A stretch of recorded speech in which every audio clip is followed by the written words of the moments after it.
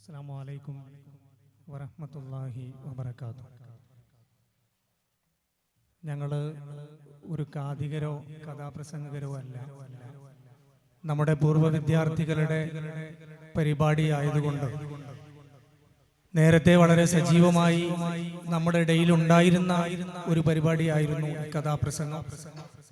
ഇപ്പം അത് കുറച്ച് അന്യം നിന്ന ഒരു കാലഘട്ടമായതുകൊണ്ട് ഞങ്ങളൊരു പഴയ ഓർമ്മ എന്ന നിലക്കാണ് ഈ കഥാപ്രസംഗത്തെ ഞങ്ങൾ സജ്ജീകരിച്ചിട്ടുള്ളത്. സ്വാഭാവികമായി ഒരു ചരിത്ര കഥാപ്രസംഗം പറയുമ്പോൾ അതിന് ഫുള്ള് വളരെ ദീർഘിച്ച് പറയേണ്ട ഒന്നാണ്. അതിനെ നമ്മുടെ സമയ പരിമിതിക്കുള്ളിലേക്ക് ഞങ്ങൾ ചുരുക്കിയിട്ടാണ് ഈ കഥാപ്രസംഗത്തെ അവതരിപ്പിക്കുന്നത്. അപ്പൊ അതിൻ്റെതായിട്ടുള്ള പോരായ്മകൾ ഉണ്ടാകും. അത് ക്ഷതയം ക്ഷമിക്കണമെന്ന് ആദ്യമായി ഓർമ്മപ്പെടുത്തുകയാണ്.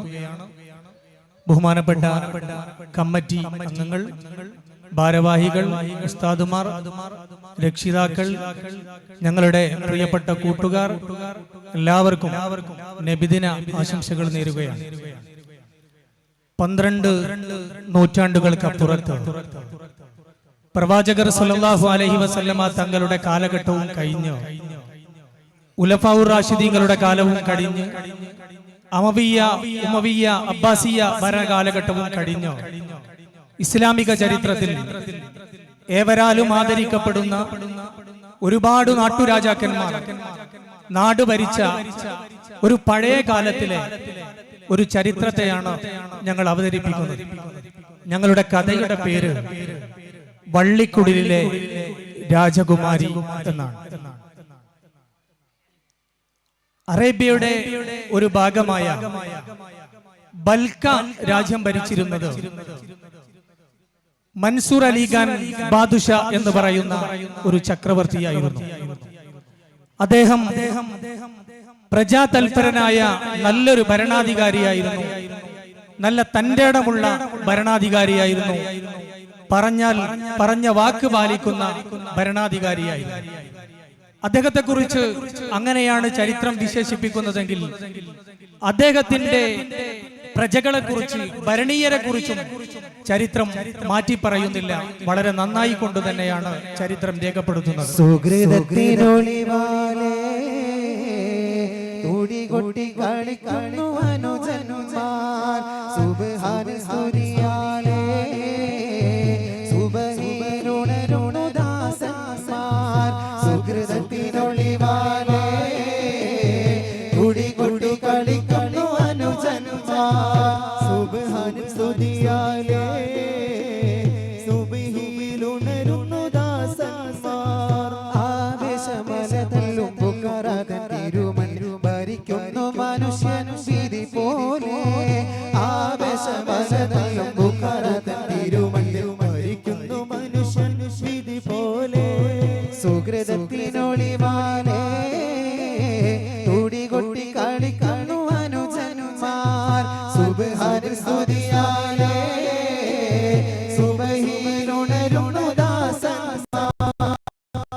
അദ്ദേഹത്തിന്റെ നല്ല ഭരണാധികാരി, നല്ല ഭരണീയരെ കുറിച്ചും ചരിത്രം വളരെ നന്നായി രേഖപ്പെടുത്തുന്നുണ്ട്. വയലോലകളിൽ പണിയെടുക്കുമ്പോൾ അള്ളാഹുവിന്റെ ഭവനമായ പള്ളിയിൽ നിന്ന് ബാങ്ക് വിളി കേട്ടാൽ പണിയായുധങ്ങൾ അവിടെ വെച്ച് പള്ളിയിലേക്ക് വരുന്ന ഒരു നല്ല സമൂഹം. സുബഹിയുടെ ബാങ്ക് പള്ളികളിൽ നിന്ന് കേൾക്കുമ്പോൾ കിടപ്പറ വിട്ട് പള്ളിയിലേക്ക് വരുന്ന ഒരു നല്ല സമൂഹം. ഈ നല്ലൊരു സമൂഹത്തെ ഭരിക്കാൻ അവസരം കിട്ടിയ രാജാവാണ് മൻസൂർ ചക്രവർത്തി. അങ്ങനെയൊക്കെയാണെങ്കിലും രാജാവിനൊരു സ്വകാര്യ ദുഃഖമുണ്ട്. രാജാവിന്റെ ദുഃഖമാണെങ്കിലും അത് നാട്ടുകാർക്കെല്ലാം അറിയാവുന്ന ഒരു ദുഃഖമാണ്. ദുഃഖത്തിൻ കരിമേഘം പരന്നിടുന്നേ, മൻസൂർ രാജന്റെ കൃത്തിൽ ശോകക്കടൽ പിറന്നേ.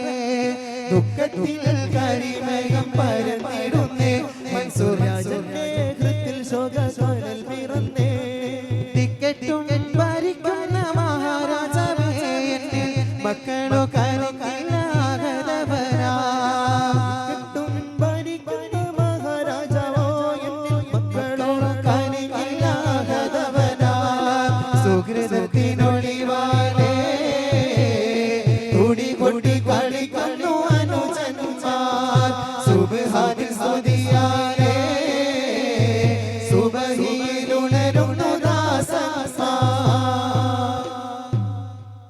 രാജാവിന് 55 വയസ്സായി. ഈ 55 വയസ്സിനിടയിൽ ഈ ദമ്പതികൾക്ക് അള്ളാഹു ഒരു കുഞ്ഞിനെ നൽകിയിട്ടില്ല എന്നുള്ളതാണ് ഇവരുടെ ദുഃഖം. ഒരു ദിവസം തഹജ്ജുദ് നിസ്കരിച്ചിട്ട് ഭാര്യയും ഭർത്താവും മുസല്ലയിൽ ഇരുന്നിട്ട് ഇരു കൈകളും മേൽപോട്ട് ഉയർത്തിയിട്ട് അള്ളാഹുവിനോട് പ്രാർത്ഥിച്ചു. വയസ്സുകാലത്ത് ഇബ്രാഹിം നബി അലൈഹിസ്സലാത്തു വസ്സലാമിന് കുഞ്ഞിനെ നൽകിയ തമ്പുരാനെ, ഞങ്ങൾക്കൊരു കുഞ്ഞിനെ നീ നൽകണേ എന്ന് പ്രാർത്ഥിച്ചു. മത്താസബി എന്ന് പറയുന്ന ബനി ഇസ്രായേൽ ഗോത്രത്തില് വാർദ്ധക്യത്തിന്റെ നെല്ലിപ്പടിയില് യൂനുസ് നബിയെ നൽകിയ അള്ളാഹുവേ, ഞങ്ങൾക്കൊരു കുഞ്ഞിനെ നൽകണമേ എന്ന് ഇങ്ങനെ പ്രാർത്ഥിച്ചു. ആ പ്രാർത്ഥന നിർത്തിയില്ല, ഇങ്ങനെ തുടർന്നു കൊണ്ടേയിരുന്നു. 3 മാസം കഴിഞ്ഞ് ഒരു ദിവസം രാജാവ് തന്റെ ദർബാർ ഹാളിൽ മന്ത്രിമാരെയൊക്കെ വിളിച്ചു കൂട്ടിയിട്ട് ഒരു പ്രധാനപ്പെട്ട കാര്യം ഇങ്ങനെ ചർച്ച ചെയ്തുകൊണ്ടിരിക്കുകയാണ്. അപ്പോഴാണ് തന്റെ ഭാര്യ ആ സദസ്സിലേക്ക് ഇങ്ങനെ കടന്നു. സ്വാഭാവികമായി ഒരു മീറ്റിംഗ് നടക്കുന്നിടത്തേക്ക് ഭാര്യ വരാറില്ല. ഭാര്യ സന്തോഷവതിയായി ചിരിച്ചുകൊണ്ടാണ് വരുന്നത്. രാജാവ് ചോദിച്ചു, പെണ്ണേ, നീ എന്താ ഇങ്ങോട്ട് വരുന്നത്? ഇത് പതിവിന് വിപരീതമാണല്ലോ. എന്താണ്? ഞാൻ അങ്ങോട്ട് വരുമല്ലോ, പിന്നെന്താ നീ ഇങ്ങോട്ട് വന്നത്? ഭാര്യ പറഞ്ഞു, മനുഷ്യ,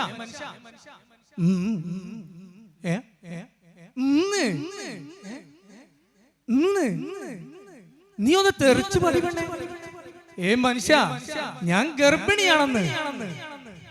ആവേശത്തിൽ തന്നൽ വീശുന്ന രാജ്യത്ത്, ആനന്ദത്തിൽ മഞ്ഞും പെയ്യുന്ന മുറ്റത്ത്, ആവേശത്തിൽ തന്നൽ വീശുന്ന രാജ്യത്ത്, ആനന്ദത്തിൽ മണ്ണും പെയ്യുന്ന മുറ്റത്ത്, ആ മഹാരാജന്റെ ചിത്തത്തിൽ പൂമൂത്ത്, ആ കൊട്ടാരത്തിന്റെ ഉള്ളിൽ തുണി കൊട്ട്, ആവേശത്തിൽ രാജ്യത്ത്, ആനന്ദത്തിൽ മഞ്ഞും പെയ്യുന്ന മുറ്റത്ത്, ആ മഹാരാജന്റെ ചിത്തത്തിൽ പൂമൂത്ത്, ആ കൊട്ടാരത്തിന്റെ ഉള്ളിൽ തുണി കൊട്ട്. രാജാവിന്റെ അടുത്ത് ഭാര്യ വന്നിട്ട് പറഞ്ഞു, ഞാൻ ഗർഭിണിയാണ്. രാജാവിന് വല്ലാത്ത സന്തോഷായി. രാജാവിന് മാത്രമല്ല കേട്ടോ, അവിടെ കൂടിയ മുഴുവൻ ആളുകൾക്കും വളരെയേറെ സന്തോഷമായി. ആ വാർത്ത നാട് നീളെ പരന്നു.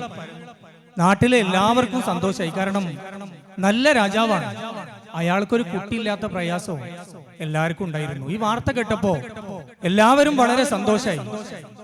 ഈ വാർത്ത രാജാവിന് കുട്ടി ജനിക്കുന്ന ദിവസം ബൽക്ക രാജ്യത്ത് ഒരു ഉത്സവം തന്നെ ആക്കി ആഗ്രഹിക്കാൻ വേണ്ടി ആളുകളൊക്കെ തീരുമാനമെടുത്തു. സ്വാഭാവികമായി ഒരു പെണ്ണ് ഗർഭം ധരിച്ചാൽ 9 മാസവും 9 ദിവസവും 9 മണിക്കൂറും കഴിഞ്ഞാണ് പ്രസവം നടക്കുക എന്നാണ് ശാസ്ത്രീയ വശം എന്ന് പ്രസവിക്കാത്ത എനിക്ക് കിട്ടിയിട്ടുള്ള റിപ്പോർട്ട് അങ്ങനെയാണ് സ്വാഭാവികമായി നടക്കാറ്. ഏതായിരുന്നാലും ആ ദിവസത്തിന് വേണ്ടിയുള്ള വലിയ കാത്തിരിപ്പ് തുടർന്നു. അങ്ങനെ ആ സമയമായപ്പോ, ഏതാണ്ട് ആ സമയത്തോടടുത്തപ്പോ, രാജാവിന്റെ ഭാര്യയുടെ ഒരു ചെറിയ കുളത്തി വലിച്ചു, ഒരു ചെറിയ പിടച്ചില്, ഒരു ചെറിയ വേദന. അത് ഞമ്മക്ക് പറഞ്ഞാൽ തിരിയില്ല, അത് അവിടെ ചോദിക്കണം, ബേക്കിൽ എന്നാലേ തിരിയൂ. ചെറിയൊരു പിടിച്ചു വലി എല്ലോ. അങ്ങനെ പെട്ടെന്ന് അതിന് വലിയ റൂമുകൾ സജ്ജീകരിച്ചു. ഇന്നത്തെ പോലെ ആശുപത്രികൾ സംവിധാനങ്ങളുള്ള കാലമല്ല. ഒരു റൂം സജ്ജീകരിച്ചു, വൈദ്യന്മാരെ കൊണ്ടുവന്നു, നല്ല പ്രാഗൽഭ്യം തെളിയിച്ചിട്ടുള്ള പേറ്റിച്ചിമാരൊക്കെ കൊണ്ടുവന്നു, അവിടെ പാർപ്പിച്ചു. അങ്ങനെ രാജാവിന്റെ ഭാര്യയെ പ്രസവത്തിന് വേണ്ടി ആ റൂമിലേക്ക് മാറ്റി. രാജാവ് പ്രാർത്ഥനയിൽ മുഴുകിക്കൊണ്ട് ഇങ്ങനെ അതിന് ചുറ്റും ഇങ്ങനെ നടന്നു. കഥയൊരു രാത്രിയിലവിടത്ത് അരമനയിലൊരാവൽ പൂമൂത്ത്, രാജന്റെ മനസ്സിൽ കുഴലൂത്ത്, എന്തൊരാവേശം എന്തൊരാരാധം, ഉന്നാരമോളുടെ ജന്മദിനം, എന്തൊരാവേശം എന്തൊരാരാധം, ഉന്നാരമോളുടെ ജന്മദിനം. കഥയൊരു രാത്രിയിലവിടത്ത് അരമനയിലൊരാവൽ പൂമൂത്ത്,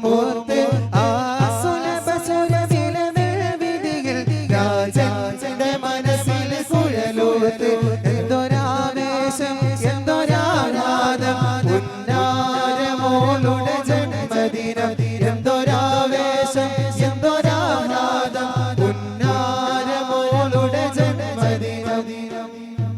അങ്ങനെ ഒരു തോയിണ്ട് ഓടി വരും. രാജാവേ, കുഞ്ഞ് പിറന്നു. രാജാവ് അള്ളാഹുവിന് ശുക്ർ ചെയ്തു. അൽഹംദുലില്ലാ. എന്താ കുട്ടി? കുട്ടി മോളാണ്. മോളെങ്കിലും മോള്. അൽഹംദുലില്ലാ. കുട്ടിയെ കാണാൻ വേണ്ടി രാജാവ് ഇങ്ങനെ കാത്തിരുന്നു. അപ്പൊ നല്ല പട്ടിലൊക്കെ പൊതിഞ്ഞിട്ട് കുട്ടിയെ തോയിമാര് കൊണ്ടുവന്നിട്ട് രാജാവിന്റെ കയ്യിലായിട്ട് കൊടുത്തു. രാജാവ് സന്തോഷം കൊണ്ട് അതിന്റെ മുഖത്തെ ഇങ്ങനെ നോക്കി. ആ, നല്ലൊരു കുട്ടി.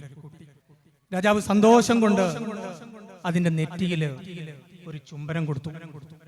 ചുംബനം കൊടുത്തിട്ട് കുട്ടിക്കൊരു പേരിട്ടു. പേര് സഫിയ. അങ്ങനെ കുട്ടിയെ താരാട്ടുപാടി കൊട്ടാരത്തിൽ അങ്ങനെ വളർന്നുകൊണ്ടിരിക്കുകയാണ്.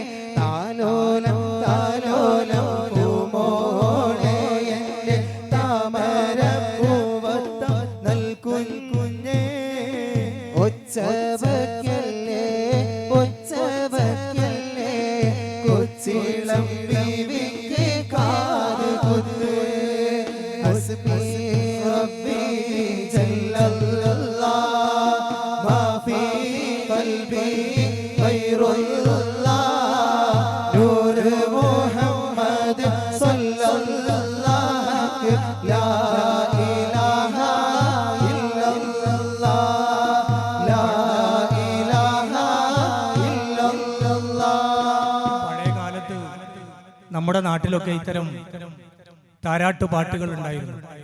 എന്നാൽ ആധുനിക കാലം ആ താരാട്ടുപാട്ടുകളൊക്കെ മാറി. അള്ളാഹുവിനെയും റസൂലിനെയും ഓർക്കുന്ന താരാട്ടുപാട്ടുകളൊക്കെ മറന്ന് പുതിയ പാട്ടുകളിലേക്ക് പോയപ്പോ നമ്മുടെ മക്കൾ, വളർന്നു വരുന്നവർ അതിൻ്റെതായ ഭവിഷ്യത്തുകൾ നമ്മൾ അനുഭവിച്ചു കൊണ്ടിരിക്കുന്നു എന്നതും ഒരു യാഥാർത്ഥ്യമാണ്. അങ്ങനെ കുട്ടി കുട്ടാരത്തിൽ അങ്ങനെ വളരാൻ തുടങ്ങി.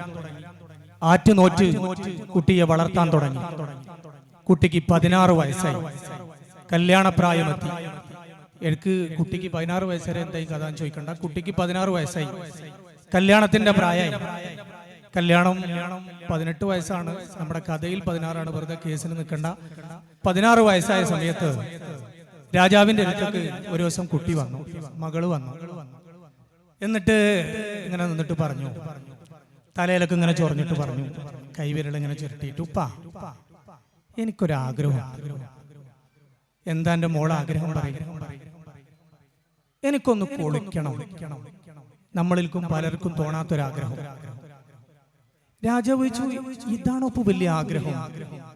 എന്റെ മോള് 10-16 വയസ്സായിട്ട് കുളിക്കല്ലേ? 10-16 വർഷമായി കുളിച്ചുകൊണ്ടേ ഇരിക്കുകയാണ്. മോള് പോയി കുളിച്ചോളൂ. അപ്പൊ പറഞ്ഞു, ഉപ്പ, എന്താ? എനിക്ക് കൊട്ടാരത്ത് കുളിക്കണ്ട. പിന്നെയോ? എനിക്ക് ബൽക്ക പട്ടണത്തിൽ, ബൽക്ക അങ്ങാടിയുടെ നടക്കുള്ള ആ കുളത്തിൽ കുളിക്കണം. സുബ്ഹാനല്ലാഹ്. രാജാവ് ചോദിച്ചു, സഫിയ, നീ വലിയ പെണ്ണല്ലേ? നീ അങ്ങാടിയുടെ നടുക്കുള്ള ആ കുളത്തിൽ കുളിക്കാൻ പോയാൽ നിന്നെ ആളുകൾ കാണില്ലേ? പറഞ്ഞു, ആളുകൾ കാണുകയും ചെയ്യരുത്, എനിക്ക് കുളിക്കുകയും. രാജാവ് പറഞ്ഞു, നിനക്കിപ്പോ രാവിലെ കുളിക്കാൻ എല്ലാരെയും കണ്ണു പൊട്ടിക്കാൻ കഴിയില്ലല്ലോ. നീ ഏതായാലും മാറി നിൽക്ക്, ഞാനൊന്ന് ആലോചിക്കട്ടെ. ഉടൻ തന്നെ തന്റെ മന്ത്രിമാരൊക്കെ വിളിച്ചു വരുത്തി. മന്ത്രിമാരോട് പറഞ്ഞു, എനിക്ക് ആകെ ഒരു തരിയാണുള്ളത്, നിനക്കറിയാലോ. എന്റെ മകളുടെ ഒരു ആഗ്രഹമാണ്. ബൽക്ക പട്ടണത്തിന്റെ നടുക്കുള്ള ടൗണിന്റെ നടുക്കുള്ള കുളത്തിൽ കുളിക്കാന്ന് പറഞ്ഞത് എന്റെ സഫിയാന്റെ ഒരു ആഗ്രഹമാണ്. എന്നാലോ ആളുകൾ കാണാനും പറ്റില്ല. നമ്മൾ എന്ത് ചെയ്യും? മന്ത്രിമാരുടെ കൂട്ടത്തിൽ ഒരാൾ എണീച്ചിട്ട് പറഞ്ഞു, നമുക്കൊരു ഹർത്താൽ പ്രഖ്യാപിക്കാം. അതെന്താ കേരളം? രാജാവ് പറഞ്ഞു, ഒരു കുളിക്ക് ഹർത്താലോ? അത് ശരിയാവില്ല. ഒരുപാട് ചർച്ചകൾ നടന്നു. ഇപ്പൊ പ്രധാനമന്ത്രി എണീച്ചിട്ട് പറഞ്ഞു, രാജാവേ, അയാൾ പറഞ്ഞതിൽ ഒരു കാര്യമുണ്ട്. നമുക്ക് ബൽക്ക പട്ടണത്തിന്റെ നടുക്ക് അല്ലെങ്കിൽ ബൽക്ക പട്ടണത്തിന്റെ ആ നടുപ്രദേശങ്ങളിൽ നമുക്കൊരു മിനി ഹർത്താൽ പ്രഖ്യാപിക്കാം. രാവിലെ മുതൽ ഉച്ചവരെ ഒരു ഹർത്താൽ പ്രഖ്യാപിക്കാം. അതിനിടക്ക് സുഫിയ കുളിക്കട്ടെ, അതിനുശേഷം കടകൾ തുറക്കട്ടെ. രാജാവ് അംഗീകരിച്ചു. ഉടൻ തന്നെ പറഞ്ഞു മന്ത്രിമാരോട് വിവരം കൊടുക്കാൻ, ആളുകൾക്ക് വിവരം കൊടുക്കണം. അങ്ങനെ പട്ടാളക്കാർ അങ്ങാടികളിലേക്ക് ഇറങ്ങിയിട്ട് പറഞ്ഞു, നാളെ കട തുറക്കാൻ പാടില്ല, നാളെ ഹർത്താലാണ്. ഹർത്താലോ? അതെ, ഹർത്താലാണ്. എന്തിനാ ഹർത്താൽ? നാളെ കുളിക്ക് ഹർത്താലോ? അതെ, നാളെ രാജകുമാരിയുടെ കുളിയാണ്, കട തുറക്കാൻ പാടില്ല. കടകൾ കയറി, വേറൊരു കടയിൽ കയറി, നാളെ കട തുറക്കാൻ പാടില്ല. എന്തായി? നാളെ കുളിയുടെ ഹർത്താലാണ്. അയാൾ പറഞ്ഞു, ഞാൻ കുളിച്ചിട്ട് തന്നെയാണ് കട തുറക്കുന്നത്. നാളെ ഇനി കുളിച്ച് കട തുറന്നാൽ ഉച്ചക്ക് എന്റെ മയ്യത്ത് കുളി കുളിപ്പിക്കുന്നത്. ഏതായാലും ബൽക്ക പട്ടണത്തിൽ ഹർത്താൽ പ്രഖ്യാപിച്ചു. എന്നാൽ ആ നാട്ടിൻപുറവുമായി ബന്ധമില്ലാത്ത, നാട്ടുകാരുമായി കൂടുതൽ അടുപ്പമില്ലാത്ത 40 ഫക്കീറന്മാരുണ്ട് ആ നാട്ടിൽ. ഇവരുടെ പണി എന്ന് പറയുന്നത്, ഇവർ കാട്ടിൽ പോകും, വിറക് കൊത്തും, അത് വലിയ കെട്ടുകളാക്കി ടൗണിൽ കൊണ്ടുവരും, അവിടെ വിൽപ്പന നടത്തും. എന്നിട്ട് കിട്ടുന്ന കാശിന് ഭക്ഷണം കഴിച്ച് ബാക്കി പാവപ്പെട്ടവർക്ക് സദഖ ചെയ്യും, വീണ്ടും കാട്ടിലേക്ക് പോകും. ഇവർ നാടുമായി യാതൊരു ബന്ധവുമില്ലാത്ത 40 ഫക്കീറന്മാരാണ്. ഇവർ പതിവ് പോലെ ഹർത്താൽ പ്രഖ്യാപിച്ചതൊന്നും അറിയാതെ ബൽക്ക പട്ടണത്തിന്റെ നടുവിലേക്ക് ഈ 40 ഫക്കീറന്മാരിലെ 39 പേർ, ഒരാളില്ല, 39 പേർ വലിയ വിറക് കെട്ടുകളുമായി ബൽക്ക ടൗണിന്റെ നടുവിലേക്ക്. ഉടൻ തന്നെ ഇങ്ങനെ നോക്കുമ്പോൾ തന്നെ കുറെ പന്തികേട്, കടകളൊന്നും തുറന്നത് കാണുന്നില്ല. എന്തോ ഒരു പന്തികേടുണ്ട്. പെട്ടെന്ന് തന്നെ പട്ടാളക്കാർ ചാടി വീണു. എന്താ പരിപാടി? ഞങ്ങള് വിൽക്കാൻ വേണ്ടി വന്നതാണ്. വിറക് വെക്ക്? ഞങ്ങൾ സാധാരണ ഇവിടെ ടൗണിൽ വിറക് വെക്കുന്ന ആൾക്കാരാണ്. ഇന്ന് ഇവിടെ വിറക് വെക്കാൻ പാടില്ല, ഇവിടെ ഹർത്താൽ പ്രഖ്യാപിച്ചിരിക്കുകയാണ്. ഹർത്താലോ? അതെ, ഹർത്താൽ. ഇന്ന് രാജകുമാരിയുടെ കുളിയാണ്, ഒരു ഒടുക്കത്തെ കുളി. ഇവർ പറഞ്ഞു വിറക് വെക്കാൻ പാടില്ല, എത്രയും പെട്ടെന്ന് നാട് വിടണം, ഇവിടുന്ന് വിടണം. തൽക്കാലം ഇവര് 39 പേരും ആ വിറക് കെട്ടുകള് ആ ടൗണിന്റെ സൈഡിലേക്ക് വെച്ചിട്ട് അവിടെ ഇരുന്നു. അപ്പയാണ് നമ്മുടെ 40ാമത്തെ ഫക്കീർ വലിയൊരു വിറക് കെട്ടുമായിട്ട് ഇങ്ങനെ വരുന്നുണ്ട്. അയാൾ ചെറുപ്പക്കാരനാണ്, കല്യാണം കഴിച്ചിട്ടില്ല. ഇവനെ പോലെ, ഇവനല്ലോ, ഇവന് 3 മക്കളുണ്ട്. ഇവനെ പോലെ കല്യാണം കഴിച്ചിട്ടില്ല. അയാൾ ഈ വിറക് കെട്ടുമായി ഇങ്ങനെ വന്നപ്പോ മറ്റവരൊക്കെ ഇങ്ങനെ ഇരിക്കുന്നുണ്ട്, സുഹൃത്തുക്കളൊക്കെ. അല്ലടോ, ഒന്ന് വിറക് വെക്കണില്ലേ? ഇന്ന് വിറകൊക്കെ അനക്ക് വിറ്റു, 39 കെട്ടും അനക്ക് വിറ്റു. അപ്പൊ എന്റെ ഫ്രീ ആയിട്ട് എടുത്തോ പറഞ്ഞു. കാര്യം പറഞ്ഞു, ഇന്ന് രാജാവിന്റെ മകളുടെ കുളിയാണ്, ഇന്ന് ഇവിടെ ഹർത്താലാണ്, ഇന്ന് വിറക് വെക്കാൻ പറ്റൂല. ഇയാൾ ഈ കെട്ടുമായിട്ട് ഇങ്ങനെ നിന്നു. 39 പേരും ഇങ്ങനെ ഇരിക്കുകയും ചെയ്യുന്നുണ്ട്. അപ്പയാണോ ഒരു ശബ്ദം ഇങ്ങനെ കേൾക്കുന്നത്, രാജാവിന്റെ മകളെ പട്ടാളക്കാർ മഞ്ചലിലേറ്റിട്ട് കുളിക്കാൻ വേണ്ടി കുളത്തിലേക്ക് കൊണ്ടുപോകാൻ. മഞ്ചൽ കണ്ടെക്കുന്ന മഞ്ചൽ മയ്യത്തട്ട് ഞാൻ കണ്ടിട്ടില്ല, മഞ്ചൽ കേട്ടിട്ടുള്ളൂ. മയ്യത്തട്ട് കട്ടിലിന്റെ മോഡലില്ലേ, അതിലേക്കും കുറച്ചുകൂടി മയ്യത്ത് കട്ടിൽ കടന്നിട്ടാണ് പോവുക, മഞ്ചലിൽ ഇരുന്നിട്ടാണ് പോവുക. അങ്ങനെ ഈ മഞ്ചലിൽ സഫിയാനെ കുളിക്കാൻ വേണ്ടിയിട്ട് പട്ടാളക്കാർ തോളിലേറ്റിട്ട് ഇങ്ങനെ കൊണ്ടുവരികയാണ്. അങ്ങനെ ഈ 40 ഫക്കീറന്മാരുടെ മുമ്പിലേക്ക് ഈ മഞ്ചലും കൊണ്ട് ഇങ്ങനെ എത്തി. മഞ്ചലിന്റെ 4 ഭാഗത്തും സഫിയാനെ കാണാതിരിക്കാൻ പട്ടുകൊണ്ടുള്ള കർട്ടൻ ഇങ്ങനെ ഇട്ടിട്ടുണ്ട്, വിരി ഇട്ടിട്ടുണ്ട്. പുറത്തുനിന്ന് അങ്ങോട്ട് നോക്കിയാൽ സഫിയാനെ ആരും കാണില്ല. അള്ളാഹുവിന്റെ കുദറത്ത് ഈ മഞ്ചലുമായി ഈ ഫക്കീറന്മാരുടെ മുമ്പിലെത്തിയപ്പോ ഒരൊറ്റ കാറ്റാണ്. കർട്ടൻ അങ്ങ് പാറി. അതിനുള്ളിലിരിക്കുന്ന ഹൂറിൽ നിസാഹ് പോലെയുള്ള പെണ്ണിനെ ഒരു നോട്ടം ഇവരൊന്ന് കണ്ടു. പരിവാരമോടെ ചുമചുമ വന്നുള്ള പല്ലക്കിൽ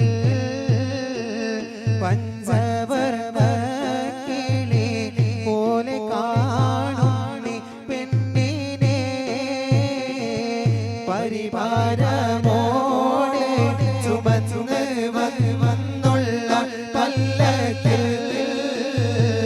പഞ്ചവർണ്ണ കിളി പോലെ കാണുന്നു പെണ്ണിനെ കരിവാള കൈയിൽ തിളങ്ങി മൈലാഞ്ചി ചോപ്പിച്ച് അരുമപ്പൂ പെണ്ണിനെ കണ്ട് കൽവിൽ ഞാൻ മോഹിച്ച് പരിവാരമോടെ ചുമന്ന് വന്നുള്ള പല്ലക്കിൽ പഞ്ചവർണ്ണ കിളി പോലെ കാണുന്നി പെണ്ണിനെ. അങ്ങനെ മഞ്ചലിൽ കൊണ്ടുപോകുന്ന പെണ്ണിനെ, സൗന്ദര്യവതിയായ പെണ്ണിനെ ഇവരൊരു നോട്ടം ഒന്ന് കണ്ടു. ഒറ്റവട്ടേ നോക്കിയുള്ളൂ. നമ്മളാണെങ്കിൽ മഞ്ചൾ പൊതിയോളം നോക്കും. അങ്ങനെ സഫിയാനെ കുളിക്കാൻ അങ്ങ് കൊണ്ടുപോയി. എല്ലാവരും തല താഴ്ത്തി ഇങ്ങനെ നിൽക്കുകയാണ് ഫക്കീറന്മാർ. അപ്പൊ കൂട്ടത്തുനിന്ന് ഒരു ചിരി ഇങ്ങനെ കേട്ടു. എല്ലാവരും ഒന്ന് ഇങ്ങനെ തല പൊക്കി നോക്കുമ്പോ നമ്മൾ നിൽക്കുന്ന ഫക്കീറാണ്, കല്യാണം കഴിക്കാത്ത ഫക്കീറാണ്. അയാൾ ഇങ്ങനെ ചിരിക്കുന്നുണ്ട്. മറ്റൊരു നിങ്ങളെന്താ ചിരിക്കുന്നത്? പൊരുത്തം പറഞ്ഞു, അത് വിറക് കെട്ട് തലയിലുണ്ടായിട്ട്. വിറക് കെട്ട് തലയിലുണ്ടാ ചിരിക്കൂലല്ലോ. അയാൾ പറഞ്ഞു, ഞാനൊരു കാര്യം പറഞ്ഞാൽ നിങ്ങൾ ചിരിക്കുമോന്ന് ചോദിച്ചു. ഫക്കീറന്മാരോ നീ കാര്യം പറയും, എന്നിട്ടാണല്ലോ ചിരിക്കണോ എന്നുള്ള അറിയണ്ടേ. അയാൾ പറഞ്ഞു, ഇപ്പൊ ആ മഞ്ചലിൽ കൊണ്ടുപോയത് രാജകുമാരിയല്ലേ, അവൾ എനിക്ക് കെട്ടാൻ കിട്ടുമോ? പിന്നെ ബാക്കിയുള്ള 39 ആള് ജമാഅത്തായിട്ട് ചിരിച്ചു. കാരണം അയാളോട് ചോദിച്ചു, അത് കൊണ്ടുപോയത് രാജകുമാരിയുടെ ഏക മകളാണ്, സൗന്ദര്യവതിയായ സഫിയാനാണ്. നീയോ ഇട്ട ഷർട്ടിന് 38 ഓട്ടുള്ള കീറ ഫക്കീറാണ്. രാജകുമാരിനെ കെട്ടാൻ പറ്റിയ മുതൽ. അയാൾ പറഞ്ഞു, ഞാൻ സീരിയസ് ആണ്. പറഞ്ഞു, സീരിയസ് ആണോ? മെഡിക്കൽ കോളേജിൽ കൊണ്ടുപോകണം. അയാൾ പറഞ്ഞു, പോരാ, എനിക്ക് കെട്ടണം, സഫിയാനെ കെട്ടണം, കല്യാണം കഴിക്കണം. അവര് പറഞ്ഞു, ഒരു വഴിയുണ്ട്, ഈ ആ വെറുകെട്ട് അവിടെ വെക്ക്. ഇയാള് വെറുക് കെട്ട് വെച്ച് ഈ 39 ഫക്കീറന്മാരെയും മുമ്പ് പോയിട്ട് അവര് തീരുമാനിച്ചു, നമുക്കൊന്ന് പെണ്ണ് കെട്ടിക്കണം, രാജകുമാരിനെ കെട്ടേണ്ട മുതൽ. ഏതായാലും ഇവര് പറഞ്ഞു, ഈ ബൽക്ക പട്ടണത്തിൽ, ബൽക്ക രാജ്യത്ത് ഒരു നിയമമുണ്ട്. മാസം 10 എല്ലാ ദിവസവും ഡേറ്റ് 10-ാം തീയതി ഫക്കീറന്മാർക്ക് കൊട്ടാരത്തിലേക്ക് കടന്നു ചെല്ലാം. അവിടെ മന്ത്രിമാരിരിക്കും. അവരുടെ പ്രയാസങ്ങൾ, ബുദ്ധിമുട്ടുകൾ എല്ലാം പറയാം. അതെല്ലാം അവര് നിർവഹിച്ചു കൊടുക്കും. മന്ത്രിമാർക്ക് കഴിയാത്തത് രാജാവ് ചെയ്തു. നീ ഭാഗ്യവാനാണ്, ഇന്ന് ഡേറ്റ് 9, നാളെ 10.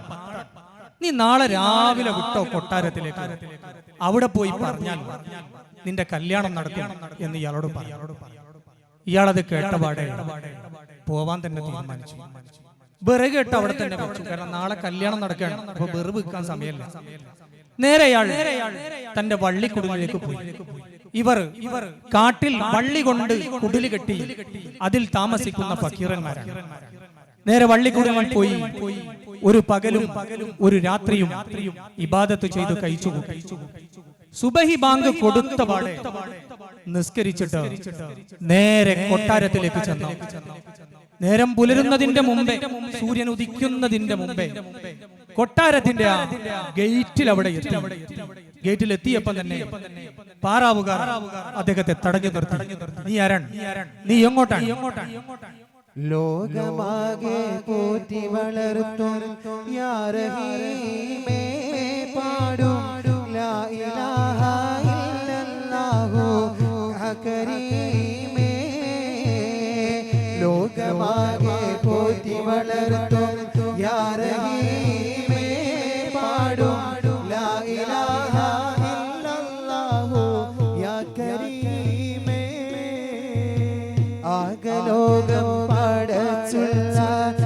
തമ്പുരാനിൽ നിന്ന് ആദ്യം ഞാനും സ്തുതിഗീതം ഓതിടുന്നേ ലോകമാകെ പോറ്റി വളർത്തും യാ റഹീമേ പാടും ലാ ഇലാഹ ഇല്ലല്ലാഹു യാ കരീമേ സാധുവായ ഫക്കീർ ഞാനും സന്ധ്യയാവും വരെ എന്നും സാധുവായ ഫക്കീർ ഞാനും സന്ധ്യയാവും വരെ എന്നും വിറക് കൊത്താനായി ഞാനും വീട്ടിൽ നിന്നും ഇറങ്ങുന്ന എന്നും പതിവായി ഞാനും വന്നും അതിരാവിലെയാണെന്നും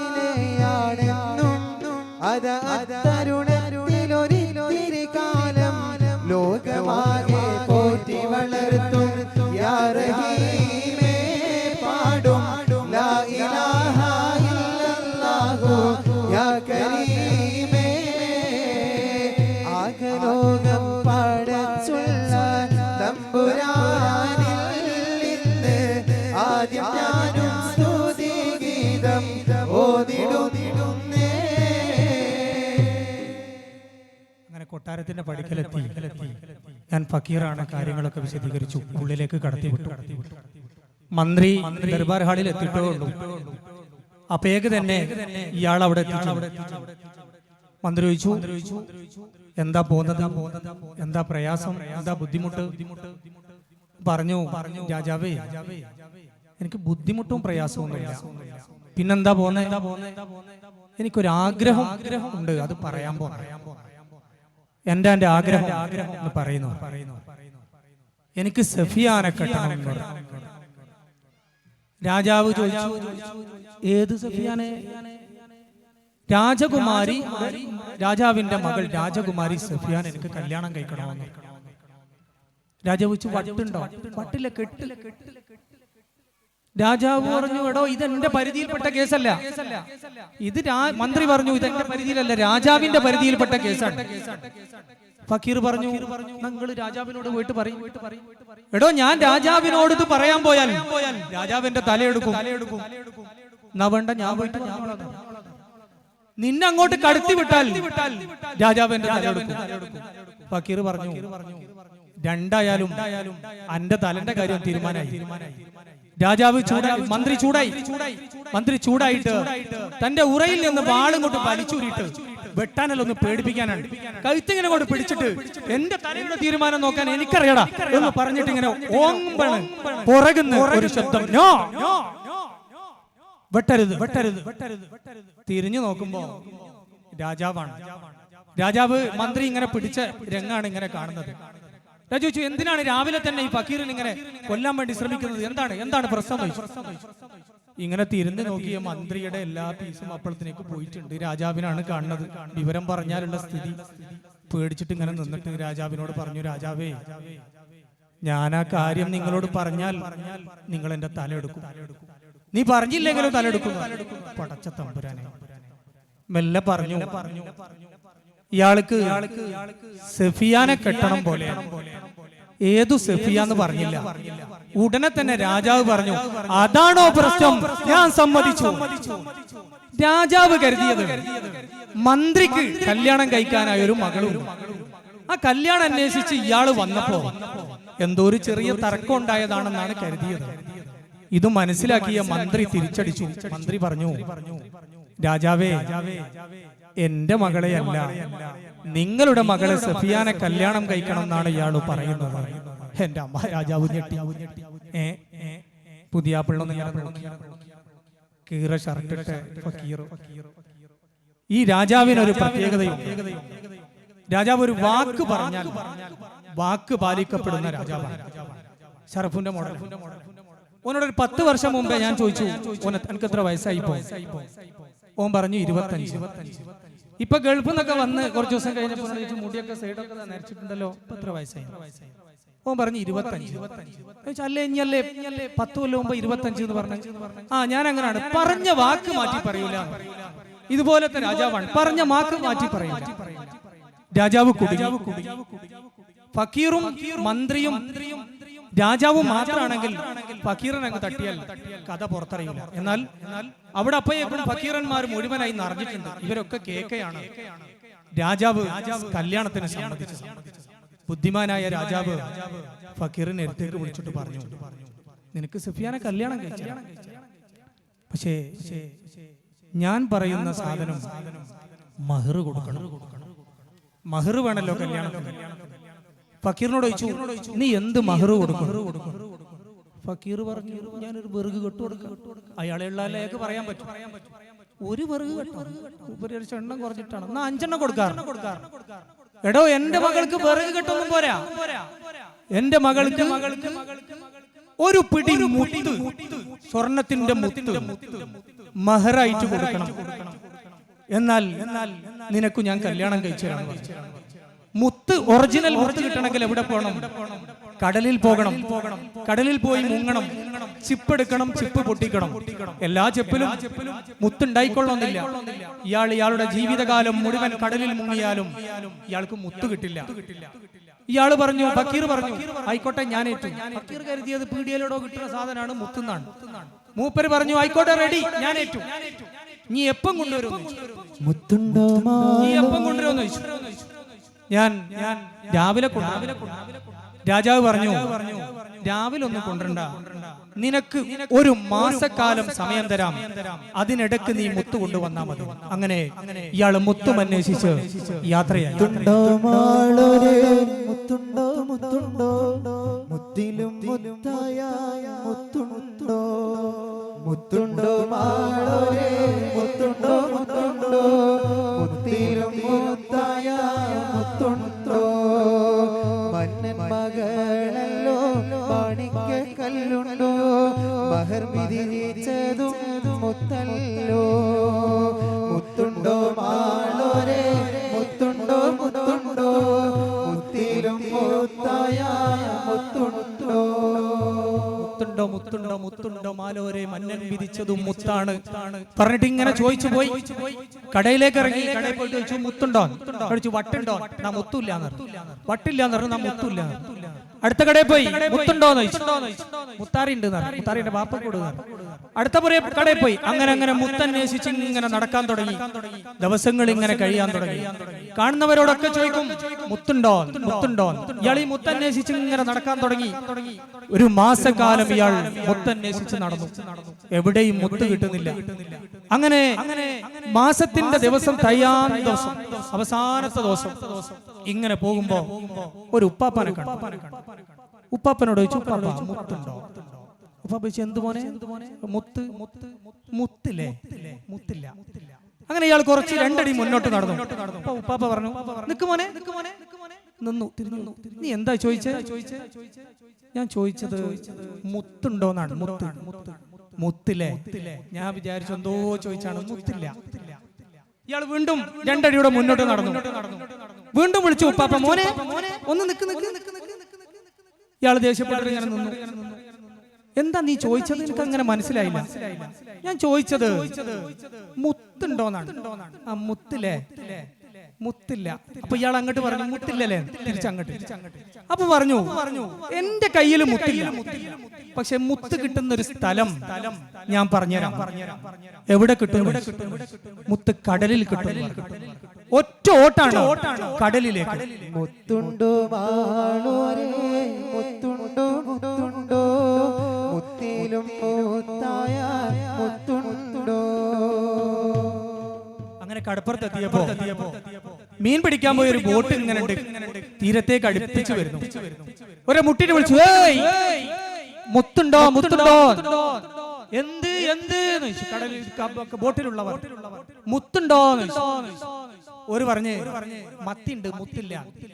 അങ്ങനെ ഇയാൾ കടപ്പുറത്തിന്റെ തീരത്ത് കൂടി അങ്ങനെ കുറെ നീളം നടന്നപ്പോ ആ പാറയുടെ അപ്പുറത്ത് ഒരു ഗൗരവമുള്ള നല്ലൊരു മനുഷ്യൻ കടലിലേക്ക് നോക്കി ഇങ്ങനെ നിൽക്കുന്നുണ്ട്. അയാളെടുത്തെത്തി, അസ്സലാമു അലൈക്കും. വലൈക്കും സലാം.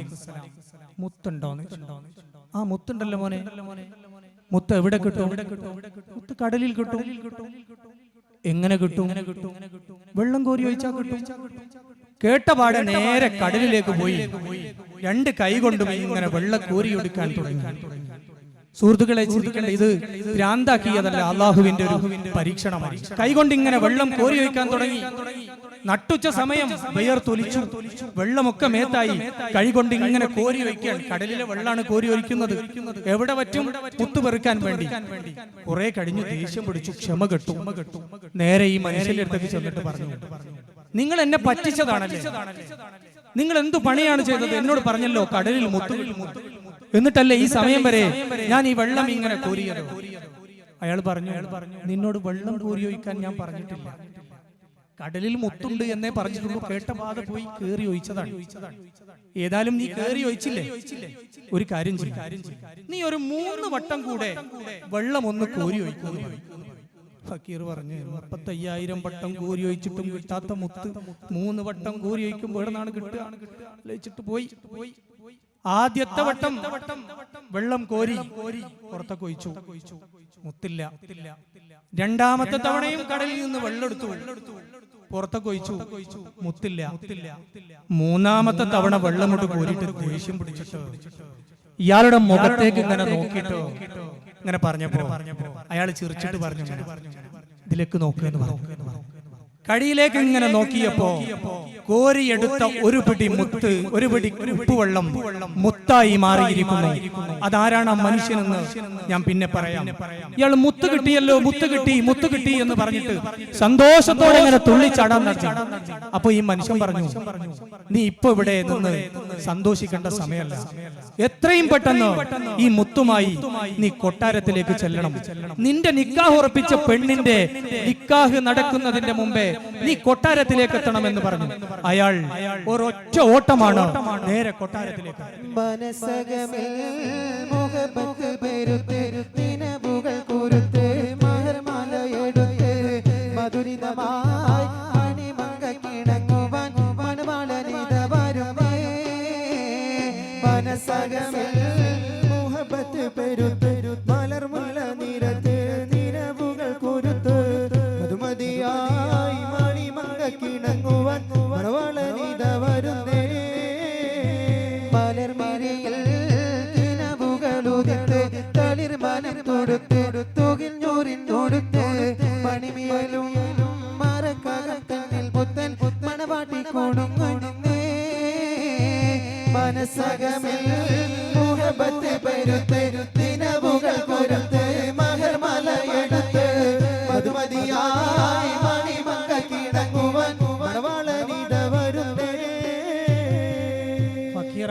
അവിടെ കാണുന്ന കാഴ്ച, അവിടെ വലിയ കല്യാണത്തിന്റെ പന്തലിട്ടിട്ടുണ്ട്, നിറയെ ആളുകൾ വരുന്നുണ്ട്. അവിടെ വലിയ കല്യാണം നടക്കുകയാണ് അന്നത്തെ ദിവസം. രാജാവ് ഇങ്ങനെ പുറത്തേക്ക് ഇറങ്ങി വരുന്നുണ്ട്. ഫക്കീർ അവിടെ എത്തിയപ്പോ തന്റെ സഫിയാനെ കെട്ടാൻ വേണ്ടി ഒരു പുതിയാപ്പിള വന്നിട്ടുണ്ട്. തോയിമാർ പാട്ടുപാടിയിട്ട് പുതിയാപ്പിളയെ ദർബാർ ഹാളിലേക്ക് ആനയിച്ചു കൊണ്ടുപോകുന്നുണ്ട്. അങ്ങനെ ഉള്ളിലേക്ക് പുതിയാപ്പിള കടന്നു വന്നു. നാട്ടിലെ കാരണവന്മാർ, ഉസ്താദുമാർ എല്ലാവരും കല്യാണത്തിന് വേണ്ടിയിട്ട് അവിടെ സദസ്സിൽ ഇരിക്കുന്നുണ്ട്. ആ നിക്കാഹിന്റെ വിരിച്ച വെള്ള വിരിപ്പിലേക്ക് ഒരു ഭാഗത്ത് വലിയായ മൻസൂർ ചക്രവർത്തി ഇരുന്നു, മറുഭാഗത്ത് പുതിയാപ്പിള ഇരുന്നു, നടുക്ക് കാളിയാരി ഇരുന്നിട്ട് രണ്ടാളുടെയും കൈ ഇങ്ങനെ കൊണ്ട് പിടിച്ചു. അപ്പോൾ നമ്മുടെ ഫക്കീർ ആ സൈഡിൽ ഇതിങ്ങനെ കണ്ടുകൊണ്ട് ആ കസാരയിൽ ഇങ്ങനെ ഇരുന്നു. പിരിച്ചിട്ട് ഹന്തും സലാത്തും ഒക്കെ ഇങ്ങനെ ചൊല്ലി, നിക്കാഹ് നടക്കാൻ ഹന്തും സലാത്തും ഇങ്ങനെ ചൊല്ലുമ്പോ ഫക്കീറിന് തോന്നി, ഞാൻ ഇത് ഇപ്പം പറഞ്ഞിട്ടില്ലെങ്കിൽ നിക്കാഹ് കഴിഞ്ഞു പറഞ്ഞാൽ കാര്യമില്ല. ഫക്കീർ ഉടനെ തന്നെ കസാലയിൽ നിന്ന് അതിന്റെ മുകളിലൂടെ ചാടി നിക്കാഹ് നടക്കുന്ന വേദിയിലേക്ക് ഇങ്ങോട്ടെത്തി. എന്നിട്ട് പറഞ്ഞു, മൻസൂർ, നിങ്ങൾ ചതിയനായ രാജാവാണ്, നിങ്ങൾ വാക്കുപാലിക്കാത്ത രാജാവാണ്, നിങ്ങളുടെ പ്രജയായി നിൽക്കുന്നതിൽ എനിക്ക് ലജ്ജ തോന്നുന്നു. രാജാവ് കൈയൊക്കെ കൊണ്ട് വിട്ടു, ദേഷ്യം പിടിച്ചു, ചാടി എണീറ്റ് വാളും കൊണ്ട് പറഞ്ഞു, ഇതെന്റെ മകളുടെ കല്യാണ പന്തലാണ്, ഇത് കുളമാക്കരുത്. നിന്നെ പോലത്തെ ഒരുപാട് ഫക്കീറന്മാർ ഇവിടെ വന്നിട്ടുണ്ട്, അവര് ഭക്ഷണം കഴിച്ച് പിരിച്ചു പോകും. ഞാൻ അവരെ പോലുള്ള ഒരു ഫക്കീറല്ല, എന്നെ നിങ്ങൾക്ക് മനസ്സിലായോ? നിന്നെ എനിക്കറിയില്ല. എന്നാൽ എനിക്കൊരു കാര്യം പറയാനുണ്ട്, അത് പറഞ്ഞിട്ടേ ഞാൻ പോകും. എന്നാൽ രാജാവ് പറഞ്ഞു, എന്നാൽ നിന്റെ കാര്യം പറഞ്ഞിട്ട് പോവാ. ഇയാൾ പറഞ്ഞു, പ്രിയപ്പെട്ട നാട്ടുകാരെ, ഇവിടെ കൂടിയവരെ, ഇയാളുടെ മകൾ സഫിയയെ എനിക്ക് കല്യാണം കഴിച്ചു തരാന്ന് പറഞ്ഞതാണ്. സദസ്സിലുള്ളവർ ഇയാളെങ്ങനെ നോക്കി, ഇത് നല്ല വട്ടാണ്. കാരണം ഈ കീറിന് രാജാവ് ഒരു കാരണവശാലും കല്യാണം കഴിച്ചു കൊടുക്കാൻ പറയാൻ സാധ്യതല്ല. ഇയാൾ പറഞ്ഞു, ഞാൻ ഈ സഫിയാനെ രാജകുമാരിയെ കെട്ടാൻ വേണ്ടി ഇവിടെ വന്ന സമയത്ത് രാജാവ് പറഞ്ഞു, ഒരു പിടി മുത്തുമായി വന്നാൽ നിനക്ക് ഞാൻ എന്റെ മകളെ കല്യാണം കഴിപ്പിച്ചു തരാന്ന് പറഞ്ഞിട്ട് ഞാൻ ആ മുത്തന്വേഷിച്ച് പോയതാണ്. അപ്പോൾ രാജാവ് പറഞ്ഞു, നാട്ടുകാരെ, ഇയാൾ പറയുന്നത് സത്യമാണ്.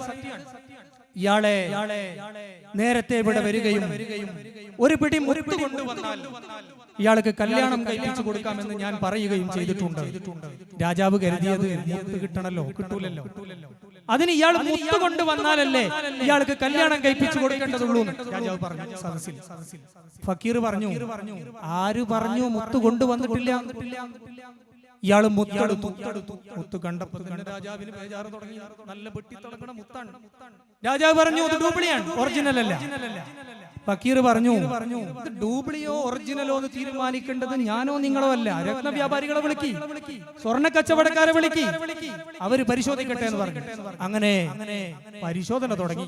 റൂമിലേക്ക് സാധനം കൊണ്ടുപോയി.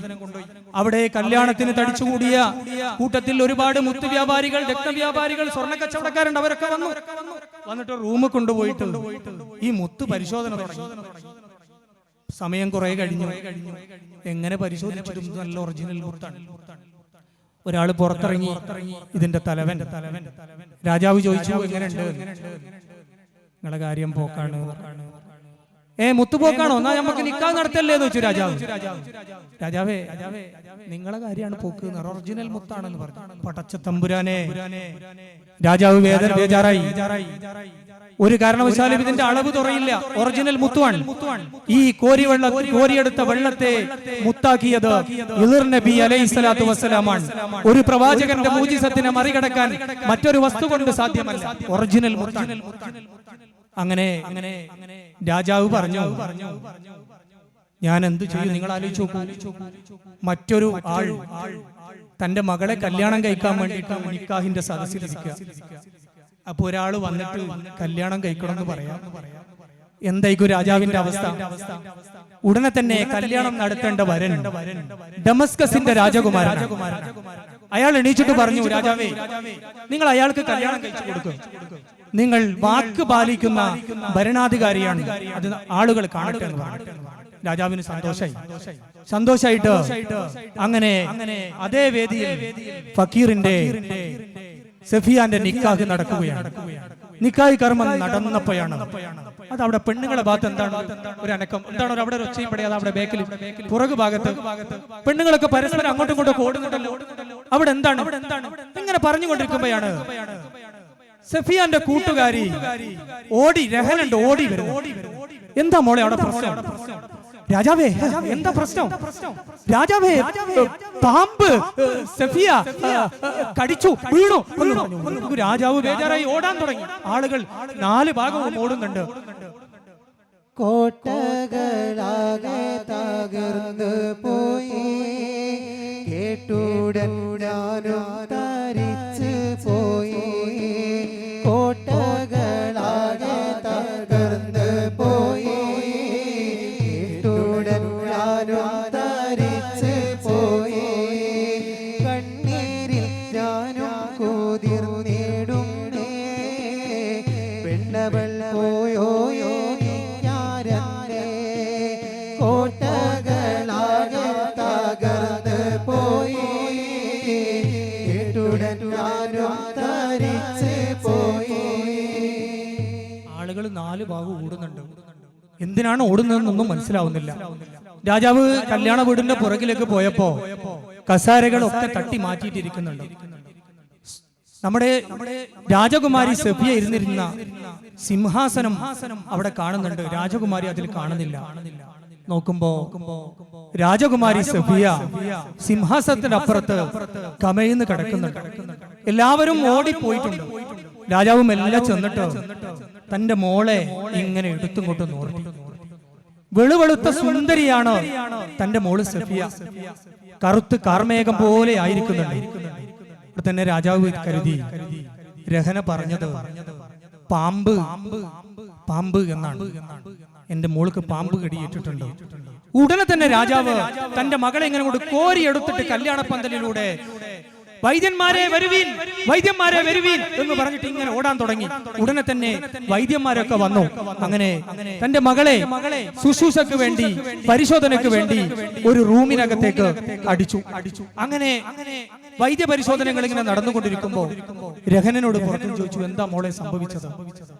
ഞങ്ങൾ നിങ്ങളുടെ മകൾ രാജകുമാരിയെ കുളിപ്പിച്ച് കല്യാണ വസ്ത്രങ്ങളൊക്കെ ധരിപ്പിച്ച് ആഭരണങ്ങളൊക്കെ ധരിപ്പിച്ച് ഈ സിംഹാസനത്തിൽ കൊണ്ടുവന്നിരുത്തി. ഞങ്ങൾ തോയിമാർ ചുറ്റും നിന്ന് ഇങ്ങനെ പാട്ട് പാടുമ്പോ എവിടെന്നോന്നറിയില്ല ഒരു സർപ്പം ഇങ്ങനെ ഏഞ്ഞു വന്നു, പത്തി വിടർത്തി സഫിയുടെ ഇടത്തെ കാലിൽ ചുറ്റി വലത്തെ കാലിന് ആഞ്ഞങ്ങ് സർപ്പത്തിന്റെ നൃത്തമാടൽ കണ്ട് ഭയന്ന് ഞങ്ങളെല്ലാം ഓടി. പക്ഷെ സഫിയക്ക് സിംഹാസനത്തിൽ നിന്ന് ഇറങ്ങി ഓടാൻ കഴിഞ്ഞില്ല. അതാണ് സംഭവിച്ചതെന്ന് പറഞ്ഞു.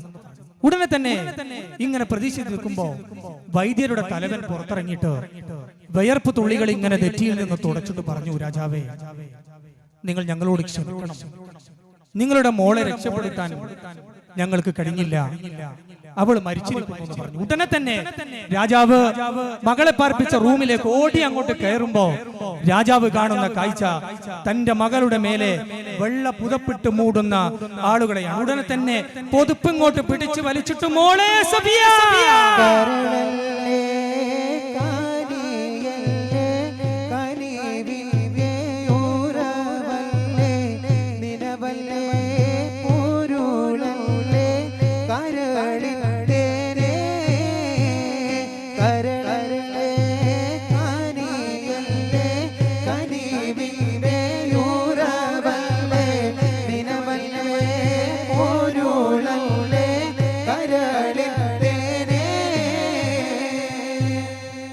നീള വാർത്ത പറഞ്ഞു. കല്യാണത്തിന് ഒറ്റടിക്കാണ് കല്യാണ പന്തൽ മരണ വീടായി മാറുന്നത്. പുറത്തു നിന്ന് കേട്ടവരൊക്കെ വരാൻ തുടങ്ങി. കല്യാണത്തിന് വന്നവരെല്ലാവരും വരാൻ തുടങ്ങി. രാജാവ് അവിടെ ബോധം കെട്ടു പോകുന്നു. രാജാവിന്റെ ഭാര്യ വരുന്നു, മറിഞ്ഞു വീഴുന്നു. അങ്ങനെ കുളിപ്പിച്ച് കഫം ചെയ്ത് മയ്യത്ത് പള്ളിയിലേക്ക് കൊണ്ടുവന്ന് മയ്യത്ത് നിസ്കരിച്ചു. രാജാവ് മയ്യത്ത് നിസ്കാരത്തിന് നേതൃത്വം കൊടുത്തു.